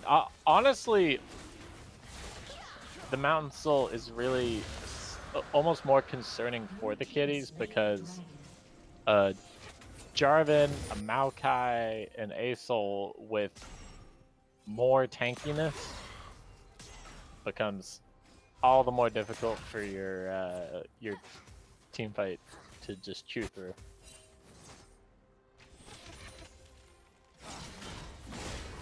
Spoon diving right away, followed up by the bullet time. A lot of damage. Zangy can tank it though. Darkin pushing away. Zangy's here, but is not that quite. Seraphine charm to follow up the yes. Too. Ooh.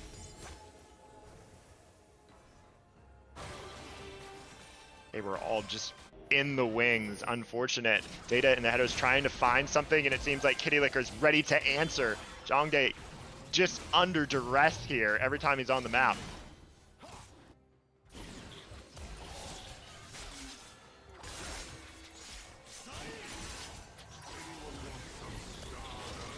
And now Spoons wants to keep, since my ult is back off cooldown, let's go. Two ults follow, but the flash has come down. The Ashe ult goes wide, re-engage, though this time Tender Kitty just goes in and immediately falls. When you have to use the E to get out, you just know you're only alive for 5 more seconds. That's it. That's all you got.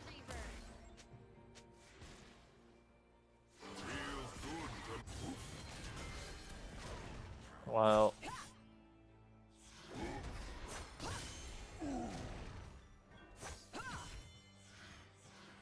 it's just at this point, non-stop. Fiora doesn't care. No, going back and forth, non-stop, just attacking everywhere you get the opportunity. Yep. So it's going to be a couple more minutes on the Dragons. The next, there's not really an objective to play to for about 3 more minutes, other than the Baron. So, and Kitty Lickers probably doesn't want to force that issue, given the strength of the team fight of Data. Yep. Yeah, and the team fight comp that, or the split push comp that Kitty Lickers have decided, like, you're gonna let Poggle go ham on Fiora. You're hanging out. It's a tricky strategy that even pro teams drop the ball on all the time, of trying to push up at the same time and play at the same time and react quickly to collapses. But the Kiddies are in a really strong and commanding position to start flexing their sideline threats. Can we get an item check really quick? I'm curious how close Yone is to 2. Yone's at 2 items, so it's 100% crit. Ashe is online. There's 2 ults committed right away onto Spoons. Mumu walking forward. Curse of the Sad Mummy just gonna hit the 1. There comes the MF ult over the top of the team, but everyone's so quick and mobile to get out of it. No quick death fall as Powerbomb and Body Snare just going a little bit short. They're trying to get Jin and Juice, who's dared to step up a little bit too far in this, force the flash away. Now, lots of low HP bars in the mid lane from both teams.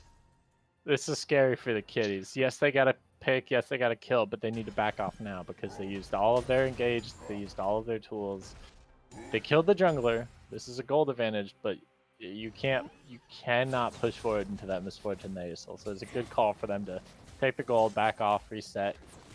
Just keep use the dead jungler to get some vision where they start playing up. Now they're gonna need to move out towards the dragon and start thinking about what how they want to play out their next fight.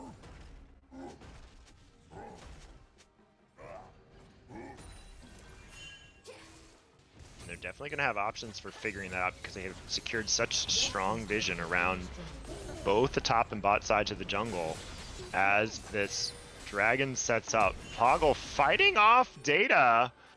The ult comes down. The grand challenge. It's just a 1v1. Is it going to be to the death? He's got a long way to point if he's going to leave this fight. Poggle continuing to proc Vitals. Data trying to stay near the wall and deny it. It is very close though. Oh my As Data now just getting away. Poggle trying to chase it down. Will there be something? Is it just going to be right click, Poggle running down Data? It's just reach and it's giving him enough to stay alive. Will there be a death? The passive from Data. Yes, oh my god! Finally the kill. Poggle earns it. Now there's a big fight coming down. There's the misfortune ult. Getting it on to the jungler. Spoons is now down. Now they're going to start this dragon with no jungler available. Darkin chasing down Frog. Tender Kitty there to support. Ashe, we killed it. Oh, Ashe! Slows are going down there, and now they're going to go ahead and also claim the bounty that is another dragon. 3 now. No, Ashe, don't run at the whole team. You're so cute. But it worked out for them. So got a kill on the support on top of the dragon. Tender Kitty sees the dragon mid and says, I'm going to take you down as soon as you're on the map. No mercy here from the Yone and Tender Kitty. Man, somebody should have told Zangy earlier that stacking dragons includes killing the mid laner. Maybe he would have shown up. All right.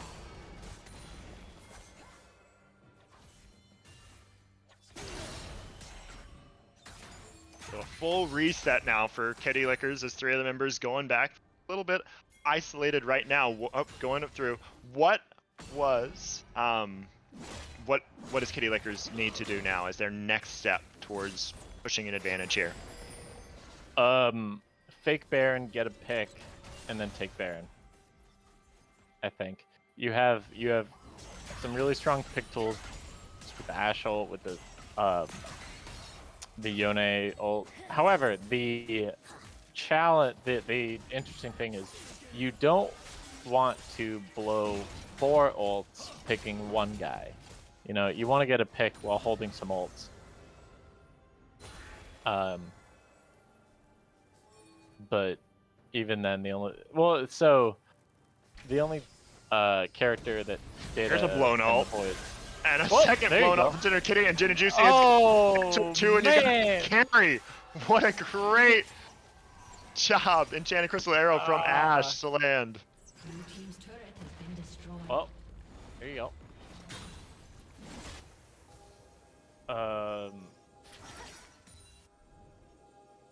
Yeah, just go. You take it. Like at this point, very dark river. It's so difficult, right, for the side of Data and Heteros to move up into this. No, it's a scary place to be. They turn off. They're gonna look for something. They're just gonna disengage and try to buy time. They still want this Baron though. Go ahead. You give up the Baron. You wait for Misfortune. You do not want to blow a soul Giga ult on this fight. It's not worth it. You don't have Maokai ult either. They go ahead and for the steal and picks it up. And now there's a full fight on top of the back of it, and the shutdown going on to Juice, Tender Kitty, and Juice, the last 2 alive. A quadra here for Jin and Juice. Oh my god. That is some very good Yone gameplay on the back of whatever the heck happened with his team before that.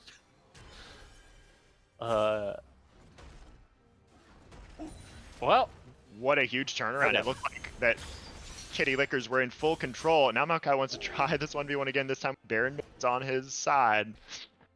But yes, yeah, it was like, what a turnaround. Like, I guess you don't want to, I was like, you want to hold ASOL, but then I guess if ASOL hits everyone and you got a Misfortune there to follow up on it, then don't worry about it. That was a very good stall from Data and the boys to allow time for Misfortune to show up and just start gunning people down with those finger guns. Like, it's exactly what this comp wanted. They wanted those clumped up fights, and that's really the first time that they've been given that. Yeah. And boy, did they immediately show the strength of that comp. Yep. So this buys them time. This stabilizes. I don't think this. I think that Tender and the Kitties are still in the commanding position. That was a good stun on Nam and just nobody to follow up Ashe. Those are the worst kind of Ashe ults, is when you hit someone from downtown with absolutely, like, just no point. Sorry, looks like the fight's happening. No, they wanted that so badly. Zangy has tried everything. Missed his first toss, flash, missed the second bandage toss, and then ults and gets no one. So I think they're going to try and get away from this one now. But this is why Data and the Heteros want fight with with a lot of important tools down, and now it's the Kitty Lickers trying to disengage. But here's Data, big Maokai, Nature's Grass coming down, blocking so many members. There's There's too much. everyone pressing R together, and that is a lot of members dead on the side of Kitty Lickers. They just tried so hard to make something forward, pushed into the side of Data and the Heteros, and then after everything missed, they just didn't have any tools left. Second Dragon to Data and the Heteros. What a game. It was a very good dodge of the Seraphine ult, and then that was down. There was no Yone ult. Ash ult had been used on Nami, and his team didn't engage on that, which was not Ash's fault. No matter what other people would say. That's rough. After losing Baron, that was not when the tide turned. Right here, that was when the tide turned. Now this game is going to get more difficult for the Kitties. But and marked the swing of the gold lead as well. Almost 6K swing as Data now up by 3K gold. Not a good look. I mean, we've all seen bigger comebacks in this, but the game gets difficult here. Especially, like, I feel like Poggle, well, that one solo kill was very fun, very exciting. I have never spent so much time watching top lane. It's normally a pretty boring island, but other than that, it's hard for Fiora to actually get any real advantage on this Maokai, just by the base of Maokai being so tanky.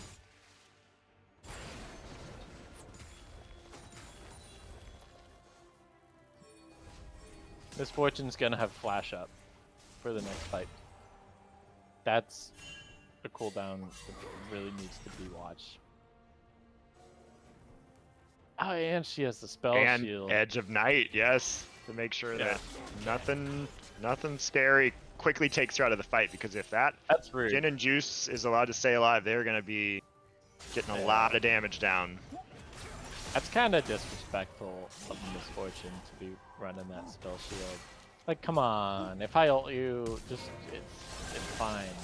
Oh, Data not finding Poggle this time, finding Tender Kitty, and this is a fight that Data says, I know that I win, as he goes all in. And Spoons come around to take it with the Demacian standard. But now the whole team trying to make something happen. Spoons hitting a 2-man knockup, gonna use a Cataclysm onto 3. There's Data launching in, and guess who's here? Jin and Juice. Quickly stunned though, but an A soul with a big falling star, and that's just the whole H-bar simultaneously of the Kitty Lickers. Oh man, yeah, you cannot chase the Misfortune Nami Assault team in the jungle. You can't. Nobody puts baby in a corner. Like, that's rough. And it's like you can just copy and paste this fight over and over. You're getting either a Nature's Grasp from Maokai or that Cataclysm from Jarvan going in, and you're immediately just layering over all the other ultimates from your team. Yeah. It to some extent, it just gives you such a big health advantage if you're finding 4 members of Kitty Lickers in one spot. They've got to go back to trying to spread the rift and allowing their individual playmakers to make individual plays, and perhaps not putting Tender Kitty up against Data's Maokai, because it didn't work so well for him a moment ago. Maokai has 4 items. You're not. It's at this point, like, you just let Fiora poke him. Like, Fiora's not winning the split push, but you're not. You can't go to cover your Yone to protect him from getting killed by Maokai. If your Yone is getting killed by Maokai, then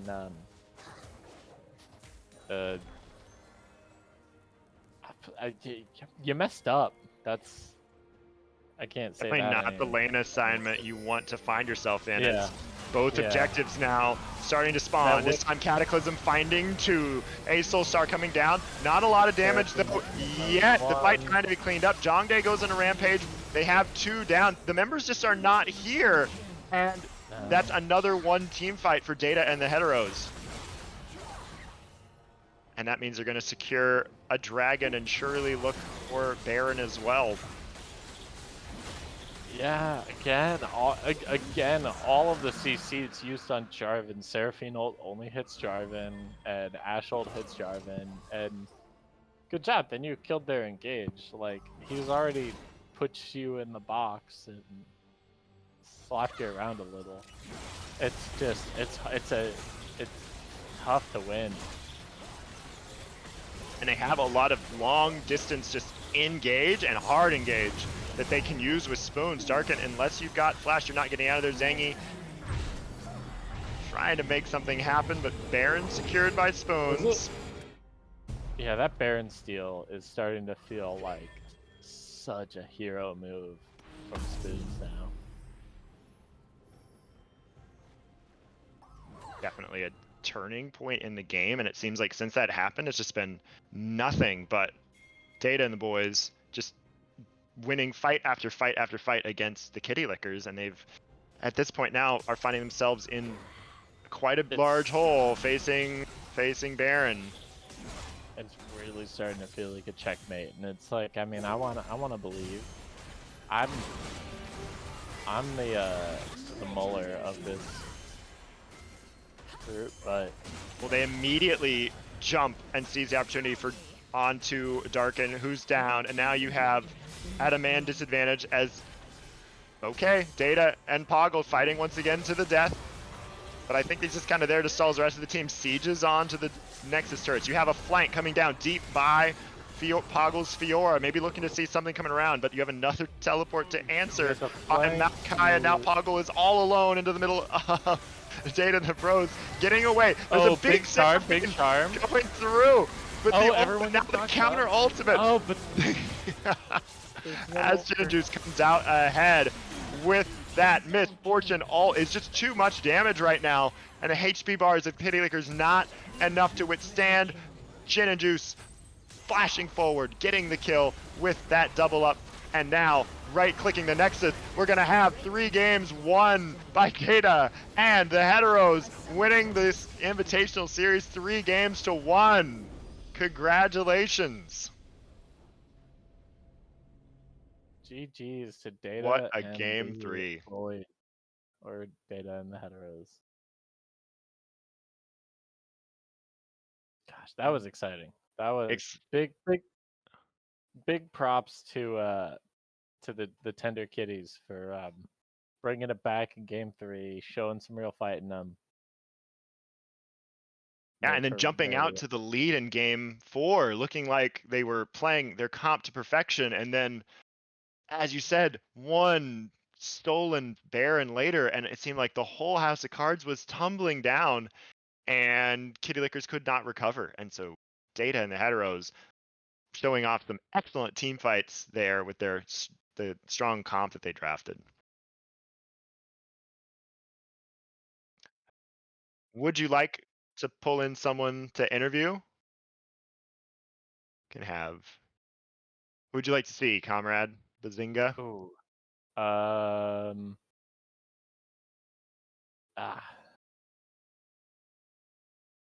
Dude, we gotta get Data. We gotta get Data. Yeah, he's been the most vocal in the group. Whoa. Hello, welcome, Data. I know, I'm pretty loud. Hello. We brought you in as the namesake of Data and the Heteros. Congratulations on your invitational win. Thank you. That was my first invitational, so that was really exciting. Although I hate playing top lane, but I was happy to be here at the end of the day. Just a support main. Well, you were a really big team support, especially in that last game. Yeah, that last game. Do you want to talk about the Maokai pick? Well, Maokai is just like my biggest comfort pick because I am a support and ADC main, but I used to climb ranked with Maokai support, so at least I know how to play the champion pretty well. Yeah, I think I played like 120 Maokai ranked games one season, so I just moved it top since I'm always forced to go there. Yeah, the last game I didn't build Heartsteel for once. so I didn't get that dopamine. But I just got the Radiant Virtue because I knew we just had to survive. You know, just a little bit of extra healing. It's like I just figured that would be enough to get us through.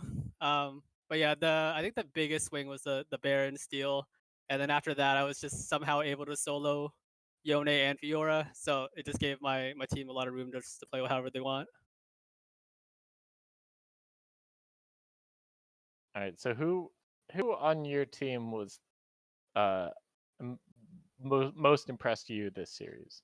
Like who? Because ooh, that's really hard because everybody popped off on a different game. Like first game, it was mid lane and bot lane. They went kind of crazy. Like the Morgana went a little bit crazy, got a bunch of kills. Second game, Orianna just put in all the work. I did literally nothing. And then third game, I think our communication was really strong, and we just kind of like had a game plan of what to do at certain times. So I think the shot calling from Spoons was really good too.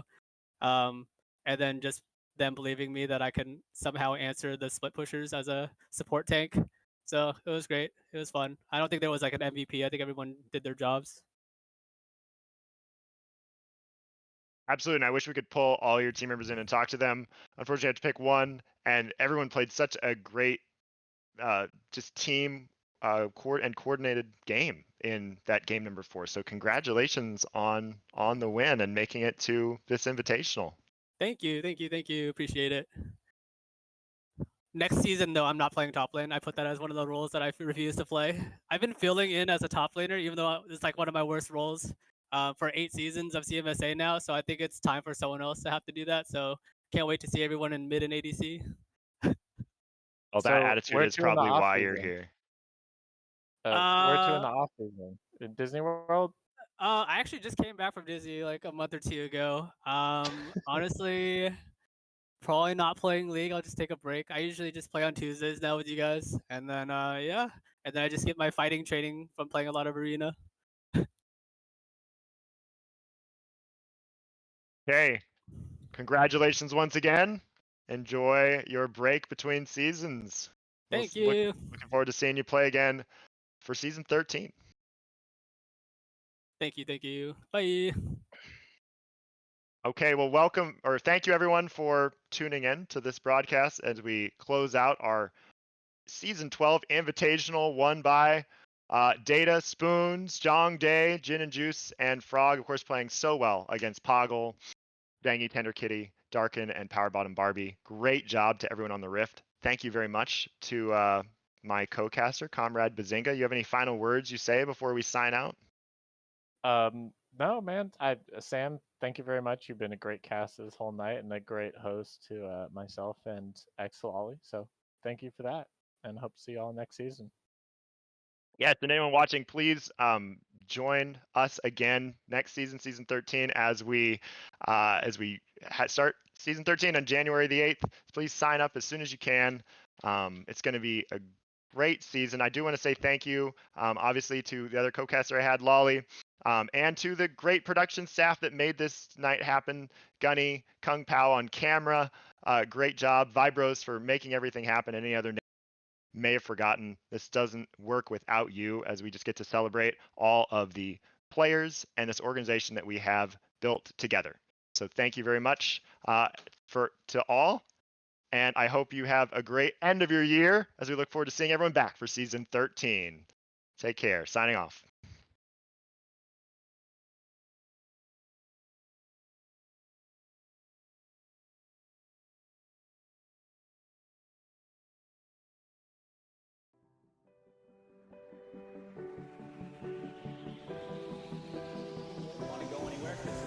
Silver Scrape, going to game 5.